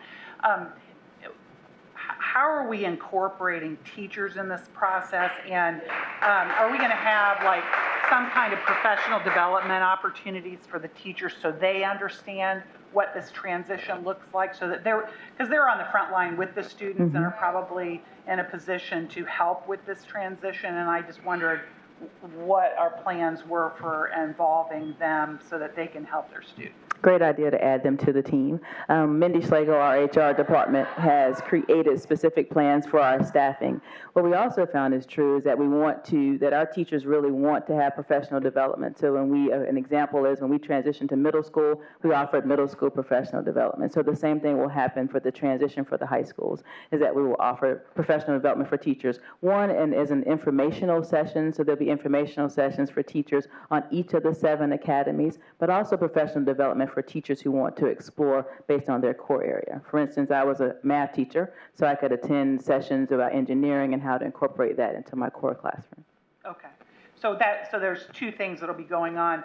We'll be working with the teachers on how they can better support their students, and working with teachers on where they might want to connect as far as teaching in one of the academies. Yes. Okay. As a follow-up, also, in addition to engaging teachers around supporting students in the transition, we reached out to the Indianapolis Education Association and ask that they also assist us as we think about advisory for transition of staff and ensuring that they're helping us think through all of the pieces and parts to ensuring that staff is transitioning well through this period. And so we'll continue to partner with them, and again, also rely on Teacher Advisory Council that I have that continues to provide insight along with not only this transition for students, but staff as well. And then I just have one more question, and it was brought up a couple times by a couple different people about, figuring out how we can engage with, sororities and other community groups and community centers, especially where our students are, to get the information to them so that they can help support students through this transition. Do we have a plan to sort of try to, bring those people together so that we can, I think as a community, come together to support the students as we move forward? Definitely. We've discussed that at length because there's so many strong partners as we've seen tonight, strong community partners and community centers and community leaders that are interested in supporting our students. And so they're definitely a part of the plan to make sure we reach out to them and inform them as much as possible and to enlist their continued support with our students. Okay, thanks. Commissioner Moore. Yes, I just want to follow up, and I have a couple additional questions. So we are open to adding a broader community-based advisory board to our team. Oh, definitely. Yes, and ma'am. so how will the community be advised of that, and how do they make themselves known to want to become a part of that community group? I think a part of it is now, so sharing this with the public, and also our website is a great place for information. And as we continue to have meetings, as you've mentioned today, as people mention that, hey, I'd love to be a part, we continue to add them as well to the group. I think Lee Bowler is grabbing the mic, so I'll give her a moment to share as well. Good evening. As we did with our strategic plan process, we will send out a press release and also make certain that we're talking with our neighborhood associations who we've been speaking with for the past month, and we will continue to speak with over the course of the year to make certain that people understand the opportunities to sign up to partner with us as we did with the strategic plan. So we'll issue a press release, and we'll also use the channels that we frequently use to talk with our neighborhood associations and community groups. And how do we respond back to our groups? Because I have had several people respond to me saying that they have asked questions and provided information and requests for information up on our website as we instructed them to do. However, they have not been responded back to. So who should they reach out to get a response from, and when should they expect that response to be received? As I followed up with you earlier today, a request to individuals who submitted information to the website for our survey. The survey was designed to gather input as relates to the school closure process and the recommendation. That particular opportunity was not one to generate questions in response from administration. So again, we want to clarify that the report from the community meeting is available to everyone via our website, but again, the survey on the website related to school closure was designed for input. Okay, so can the community respond to us and ask questions and receive responses from us through our web portal? So they cannot, so if I'm not in attendance and I'm not asking a question now, which we don't really respond back to, how do they receive responses to questions that they have? So they can contact our service center, or they can contact the superintendent office or the board office if there are questions that individuals may have, or communicate via our emails, which are also available to all of the members of the public. Okay. So my next question is for David. While we have very hard decisions to make, I'd just like to talk around the thought process that we had in making a recommendation that all 4 of the schools remain in the core of the city, less than 4 miles from downtown. So can we talk through that process? Or can you just share me a high level of how we arrived at the 4 schools being in the core? Absolutely. So given our low utilization rates and our very aging buildings, there wasn't one building that solved all of our issues. There was no one silver bullet.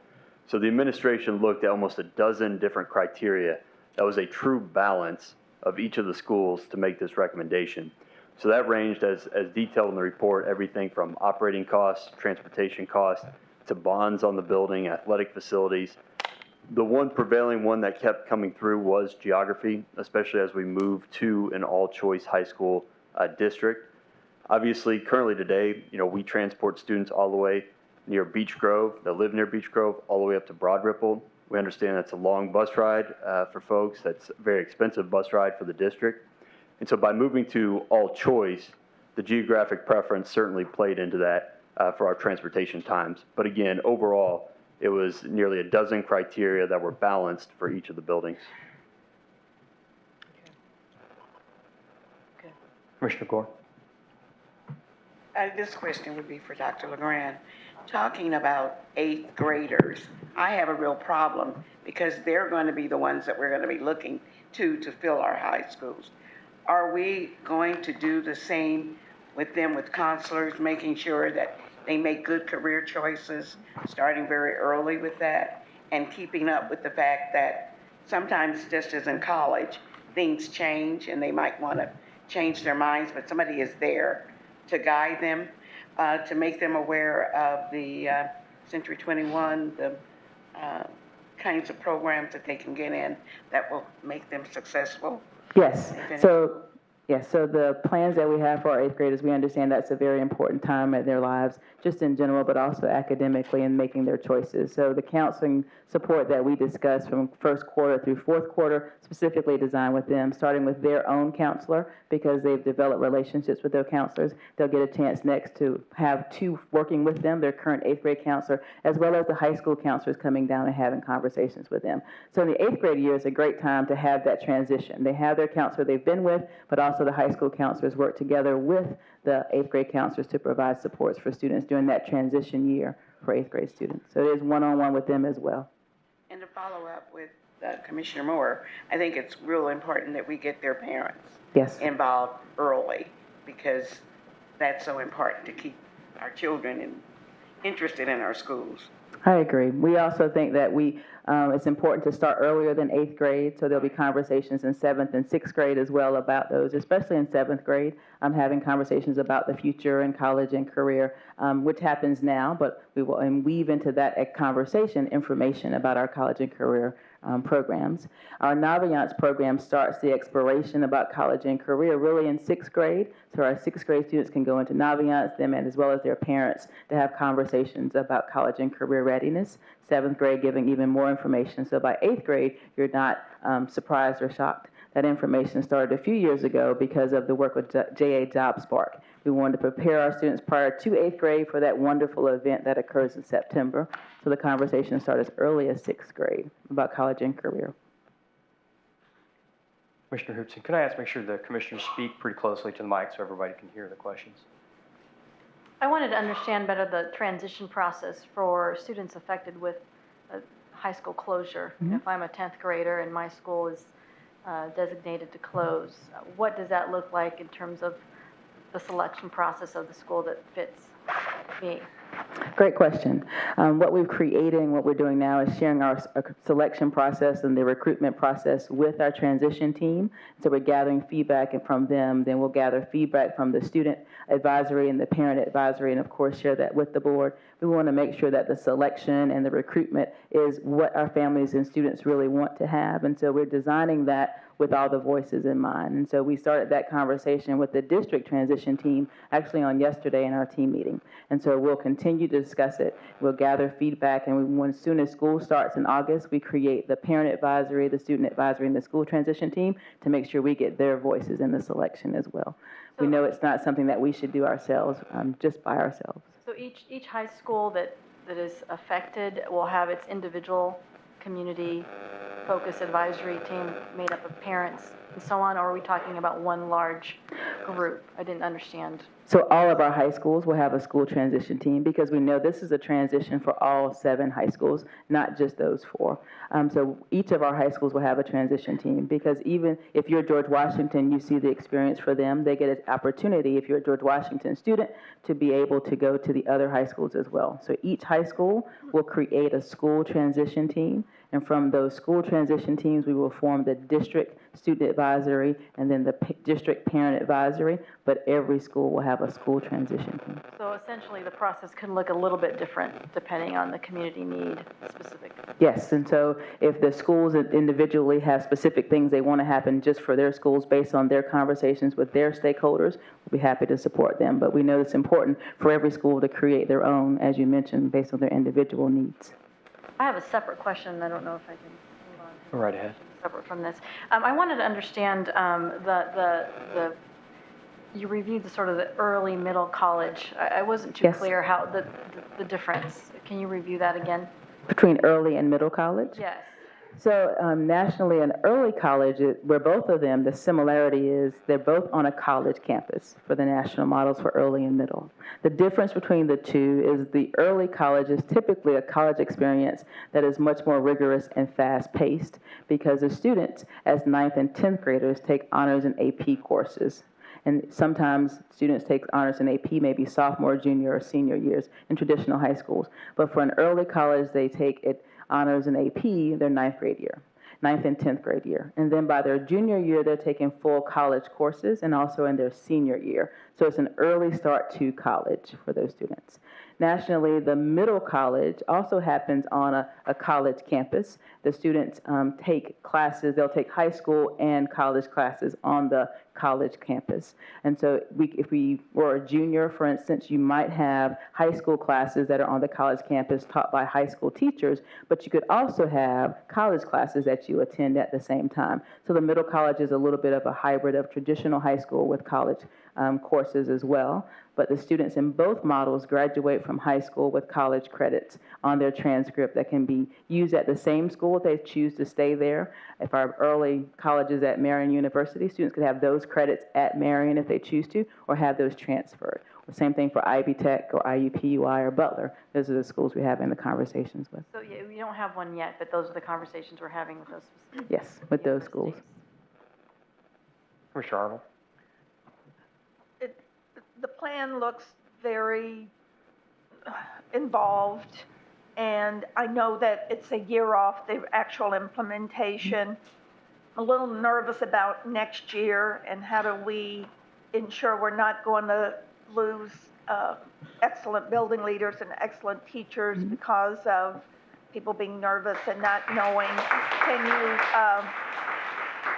talk a little bit about the timeline for when building leaders will be identified and teachers will be, because I know, the unknown, and we can't afford to really lose really good teachers and principals that we already have. So We agree. Can you address that? Yeah, I can address that. And so as presented tonight, personnel decisions will not be made after two commissioners take action in September. We anticipate shortly after commissioners take action, should they approve the plan, that we would identify principals that will begin to identify their staff for the 2018-19 school year.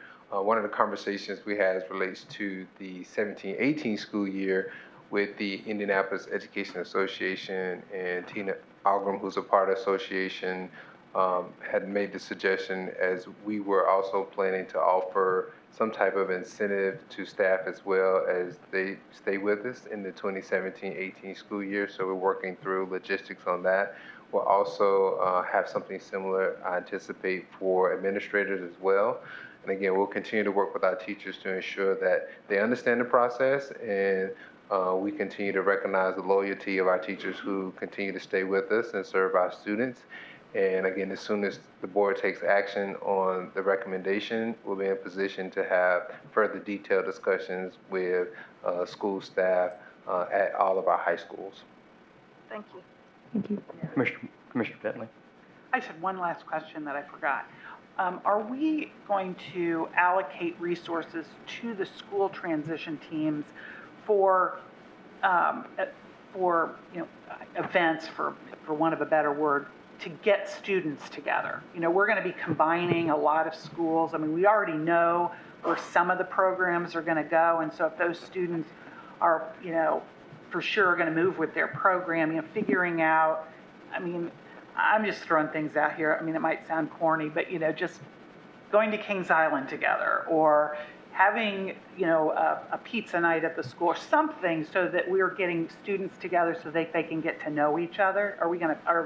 But the schools are going to have some resources, I think, to do some of those kinds of programs. I just wondered whether that was a possibility. Yes, so for the student engagement activities that we mentioned for the fourth quarter, we will provide the resources for them to do the examples that you mentioned so that they can start to build the culture and climate of the school. Okay. All right. And a great example of that is the support that's provided to the John Marshall and Arlington High School. Continue to commend Principal Stanley Law and his ability to partner with the community to ensure that there were activities between the high school students and the middle school students. The new principal at John Marshall also was part of that process. And we partnered with Peace Learning Center as well. So they help facilitate team building exercises between the students in the two schools to get to know each other and build relationships before the start of the school year. I anticipate we will have similar activities all throughout the 2017-18 school year as well, and ensuring that students get to know each other, and also we have activities for staff. So we have student-to-student relationship, but also staff relationships as well, and then staff to student. Our strong partnership with Peace Learning was with Tim Nation. He's already reached out and said, we understand that we are partners with you and we're willing to do whatever is needed to have a successful transition. I have a question regarding the Future Center. Are we envisioning, one of the things I've read about sort of best practices, tracking our students once they get to college and providing some resources to them to make sure they're persistent in college, particularly the period between their freshman and sophomore year? Will that be part of that effort, is maintaining contact with them and providing some assistance to them in that? It is. So we track our data. We have our data on our graduates, and you're correct in that the dip, the largest dip is those who don't actually enroll in August, and then the next, those who don't come back their sophomore year. And so we will provide the support and resources. Every university in our area has some persistence department, whether it's a first generation department or persistence actually department, and we plan to partner with each of the universities to bring a collective focusing on our support of IPS. And so the employees in the Future Center, that's their job and focus, to be very specific about, let's talk about at IUPUI, the IPS graduates that are now there, so that we can support them in every way up through graduation on time. A great example of that is, for example, at IUPUI, they actually use other students in college who may be first generation, and they give them an opportunity to coach and mentor other students that may be in their freshman year. But oftentimes, if there isn't communication between the K-12 institution, the higher ed institution, they may not know who those students are. And so through these relationships in the Future Center, there'll be someone on staff helping identify at all of our universities who those students are that may need additional support when they get on campus. So they don't slip through the cracks. Universities are so large, we don't want our students slipping through. Commissioner Moore, you have a question? Yeah, just one more question. The programs do seem extensive. They seem like programs that would benefit our children in the long run, hopefully. But how are we going to advertise this? How are we, other than what we're doing tonight, other than what we do on our webpage, to get it to the public? IPS has had programs that a lot of people just don't know about. Right. So what are we going to do in this transition to make sure that our parents know what their choices are, what the schools are now going to be versus what they were, and bring in other students, make it so that we can build our school district instead of.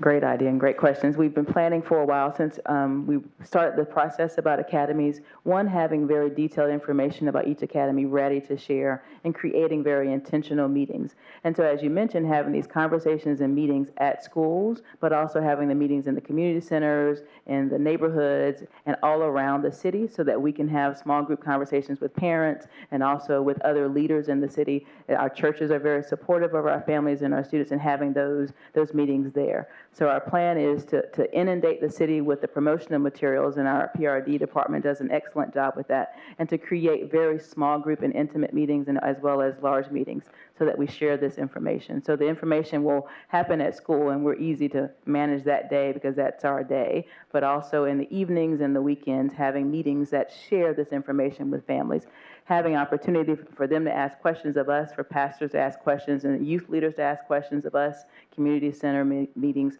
so that when there is an opportunity for our students in the community and their families to be somewhere, information about our work is also there as well. So for us, we're not settled until every single student has, and their families have a touch with this information. Since we have such a long runway, and some people consider it short, we think we have a pretty long runway to be able to make sure that we get that information out for families. And I'll reiterate that what we've seen in similar transition is ensuring that there is that one-on-one, face-to-face touch with every student. If this expansion of offerings bring additional students to the district, great. But first priority is ensure that we touch every rising ninth grader, every high school student, to ensure that they clearly understand all their options and then collaborate with their families as well to help them make the best decision around their career interests, to ensure that they're engaged and interested in their offerings for high school, grade 9, 12. We've had a great time of listing things that happen in IPS traditionally, for instance, Pit Day. So Pit Day, we know that our parents support that in Parent in Touch Day, and they come and making sure that that's a touch point for us. We know that there are big events that go on throughout the year at all the schools, and so we plan to have a presence at all those events, so that will increase our opportunity to touch every single parent and student. Commissioner Hoops, you had a question? I expected this to be broad, this presentation, and have a focus on the career academies and sort of the expectation of the student experience as you've outlined. I'm interested in at some point in an upcoming board meeting, learning more about the implementation details and more sort of some of the things that we've talked about, questions that we're asking related to ensuring that we're keeping engaged with our teachers, keeping them involved in the process, considering a retention for a period of staying with, just getting more information about some of the things that are unfolding. Obviously, things will change and grow in terms of focus, depending on how things unfold with the various advisory groups and so on. But just to ensure, just as you were saying earlier, you want to make sure every I's dotted, every T is crossed. But for us to, as appropriate, get a good idea when this does get rolled out, whenever the final decision about what is actually going to happen after the vote in September, that there is a general idea or not general, a specific approach to ensuring that students get, allotted to specific high school. What does that look like? Ensuring that our teachers are connected and engaged in the process. We'd be glad to provide the update. The way we are tracking the events is we've created what's usually for us is our run of show. And so currently the run of show contains activities that have begun when summer started. It also focuses on the transition to the actual academies, because as you mentioned, it was a broad conversation. But changing the curriculum, of course, is a task. Adding those courses, training teachers, so we have that part of our run of show. There's also a piece about staffing, as we mentioned before. Athletics has a run of show because of things that occur with athletics. So it's really important that we stay on top of those. So we'll be happy to provide updates along the way. Thank you. I'm also very interested in the discussion about the later start to the high school time. So as we move along, it'd be great to hear how that rolls with us. Yes. Sure. Yes, we continue to explore as we move to our choice model, the ability to transition our high schools to a later start time. Yay. So,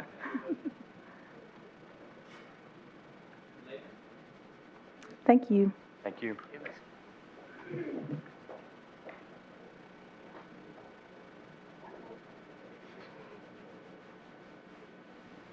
Again, Commissioners, this concludes our superintendent reports for the evening. The next section includes our action items, beginning with section 7 with unfinished business is revision to our calendars for the 2017-18 school years. Request that Commissioners approve the revised calendars as presented. So moved. Any discussion? Yes, Commissioner? Clarification. The flex days are days that are on the calendar in case we have snow days. They're not used. If we don't have snow days, students are off on the days marked flex days. Correct. Okay. It's been moved and seconded. All in favor? Aye. Any opposed? Motion carries. Next section, Commissioners, new business. Again, all three of the items before you are action items. The first one is 8.01. It's amendment to the certified administrative salary schedule. We ask that Commissioners approve the schedule as presented. So moved. Second. Been moved and seconded. Any discussion? Commissioner Gore? Okay. Are we talking about the MOU with John? No, we're on the No. salary Salaries. schedule for the. I'm on the wrong one. I have a question. Yes. Because I mean, there were just a few changes made, but significant change on the minimum, maximum salaries on principals. Can you talk a little bit about that? Yes, as a part of our reinvention of the high school experience, we are expecting to dramatically increase our compensation at the principal level, specifically for high school principals. Okay.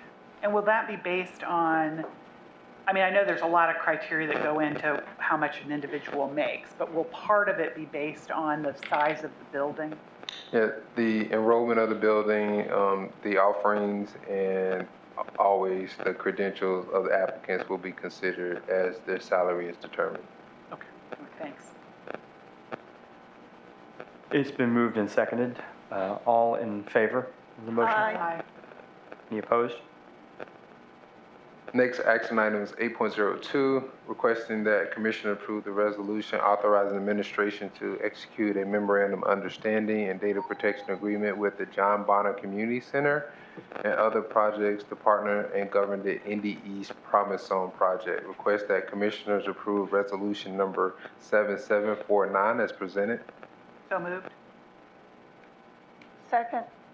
It has been moved and seconded. Any discussion? Commissioner Gore? Okay. This was the one that I just wanted to ask a few questions about. I understand the program, but I wonder, what is the difference between neighborhood initiative, the Indy East Federal, and the Indy East Federal Priority Zone? What are those two differences? Can anybody explain that Okay. to us? Repeat the question again. The difference between the Indy East Promise Zone and the Federal Promise Zone that we're talking about here. They're two different.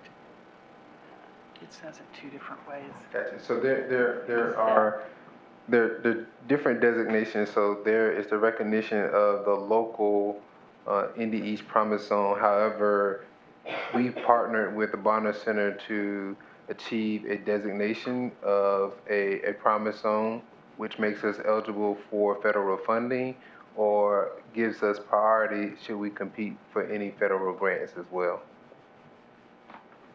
In this particular MOU, are we going to receive any updates as a board on how this is going to work? Yes, we're happy to schedule a presentation from the Bonner Center and our partners and where we are in implementation of the Indy East Promise Zone. We have some staff here that are a part of that group.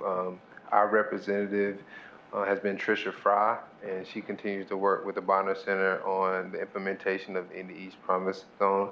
A lot of the work happening now is around affordable housing and also ensuring we address student mobility, particularly on the Near East Side. So I don't know if Tricia or representative from the Bonner Center want to speak to the work that's happening now.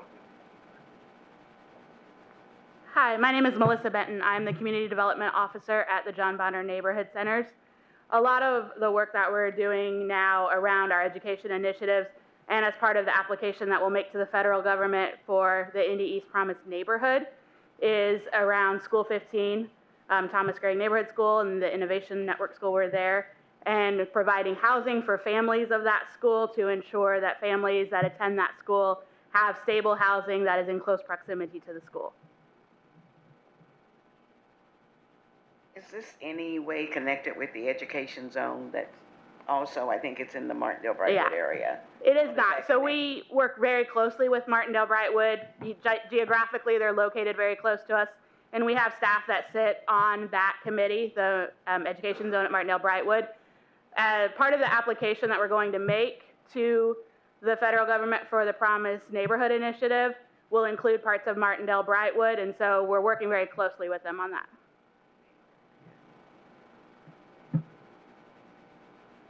Any other questions? It's been moved and seconded. All in favor? Aye. Any opposed? Motion carries. Final action item is 8.03, which is a recommendation for commissioners to approve the grade configurations for the 2017-18 school year that will be required for the Indiana Department of Education approval to ensure that these schools are recognized accordingly based on the changes to their grade configurations for the 2017-18 school year.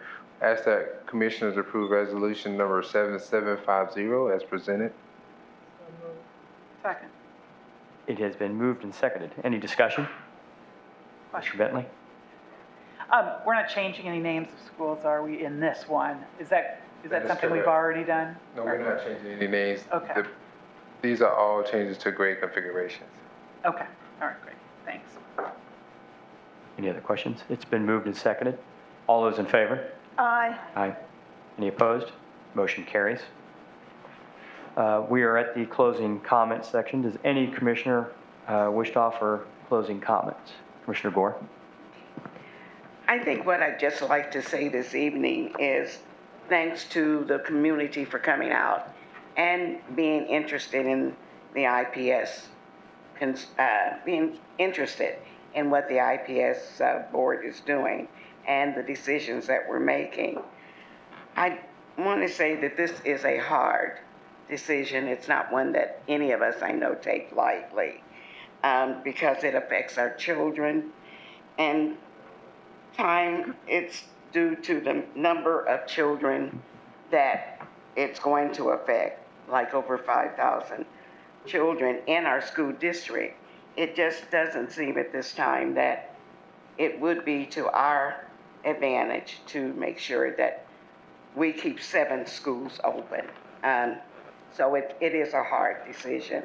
It's one that I know that when we think about adding schools and closing schools, we just can't I couldn't make a decision to add 2 more schools when I know that we had to close 3 schools. But basically, for our children in this district, I want all of our students now in the schools to have a good choice of our curriculum and attend our high schools. I believe that IPS, that we can educate our children to be productive citizens. I believe in choice, that they can attend college and be successful, attain a trade, skill that will help them become gainfully employed or own their own businesses. So all I'd like to do is thank you and ask you to continue to keep an eye on what IPS is doing and become a part of it. If you know any students, always let them know that IPS is a good choice. Thank you. Commissioner Bentley? I just wanted to, I'm going to speak a little bit from my heart specifically about Broad Ripple High School. I know that there's pain in every school that we're closing, but my personal connection is with that school. 40 years ago, actually this month, I had the privilege of walking across the stage at Hilton Brown Theater on the Butler campus to receive my diploma from Broad Ripple High School. It was a culmination of a wonderful high school experience and I might get emotional, with inspiring teachers, amazing lifelong friends, and an exceptional learning environment. 10 years ago, my own son, Robert, also experienced what it is like to graduate as a Broad Ripple Rocket. We were and are a very proud IPS family. The past few days have seen a groundswell of emotion regarding Broad Ripple High School and the other schools as well. And I want all of you to know that when it comes to the joy and pride of being a Broad Ripple student and parent, I share every word and every sentiment and every emotion. I do not minimize at all, not for 1 minute, your love of the school and the memories you hold so dear. Time this evening does not permit me to list all of the people and all of the ways that the Broad Ripple education community helped shape my life. And quite frankly, I doubt I would be sitting here as an IPS commissioner without that encouragement and the education I received 40 years ago. In my role as a commissioner, however, I must put the interest of the entire district ahead of everything else. Empathy and sympathy have their place, but fiduciary responsibility must come first. All of us who have been studying and wrestling with the crippling problem of having too many high schools for too few students know that neighborhoods and families will be affected. We know it, and we are listening. Emotions and memories aside, there is simply no way that our district can continue to grow and fund critical needs such as increased teacher compensation, state-of-the-art technology, expanded course offerings, just to name a few, while maintaining a 37% occupancy rate at our high school level.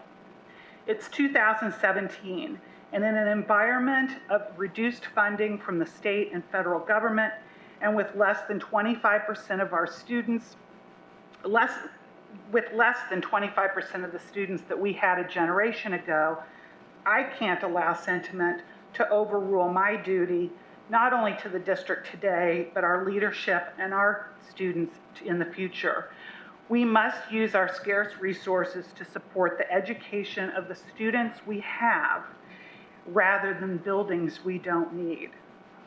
The motto of Broad Ripple High School is broader, richer human service. This will live on in my heart forever and in the hearts of the thousands of alumni who have walked across that stage and gone on to give in so much to their communities, their city, their state, and their country. Go Rockets. Thank you. Commissioner Moore.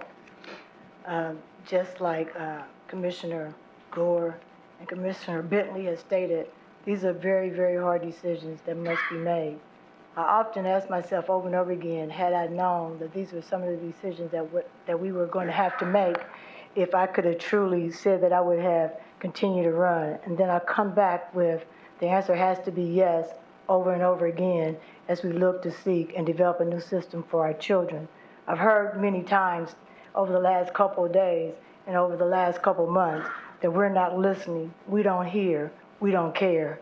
I stand here to say before you today that I did hear, we are listening, and we do care. And we will find a way to ensure that our community as a whole, our community groups are involved, and that you have an opportunity to help shape the district. But we all know that the district must change. And as we think about how those changes are to be, I ask that you come to the table with creative ideas, constructive criticism, and an ideal to move the district forward. Just as many of the other individuals here have graduated from schools within our district, I myself graduated from Arlington, which is also now being recommended for closure. My feelings are just as those who went to Arlington and who are at Arlington today. I would love to see Arlington remain open. However, I am uncertain as to the destiny for that school. But what I am sure about is that IPS will grow and become greater under the district and under the plans that we will make. I also commit again and again that we have heard you, we hear you, we want you at the table or your ideals on the plate. Thank you. Thank you, Commissioner Moore. Dr. Farabee? Again, I echo the same comments that have been made earlier tonight, that we recognize this is a very difficult decision and we understand the sensitivity that must be exercised. However, from this seat, the status quo is not good enough. And in Indianapolis and Marion County, we have a social economic mobility issue. If you stack Indianapolis against other urban cities as relates to social economic mobility, we're at the bottom of the list. Which means if you're born in Indianapolis and Marion County in poverty, you're more likely to stay there than many urban cities that we compare ourselves to. So if you think about other cities like Detroit, Cleveland, Chicago, we're not doing our job of preparing our students to take care of themselves and their families.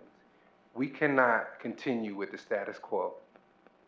And so if we stay where we are, we will continue to implement a system that's unsustainable and inefficient. And I refuse to continue to shortchange our students the best experience possible that will prepare them for the next phase of their lives. We have to make these decisions to ensure that we give our students the very best. And while we understand and appreciate the history and the legacy of our schools, we must remain concerned and focused on the students that are in our buildings today and the students that will roam the halls of our high schools going forward. Thank you. Thank you, Dr. Farabee. Our next regular meeting will be our agenda review session on Tuesday, July 18th. It says it starts at 6 up there. It starts at 5:30, and it will be at Broad Ripple High School. And we have extended the hours for that meeting to make sure we can have more time for public comment. Having completed all the items on the agenda, the meeting stands adjourned.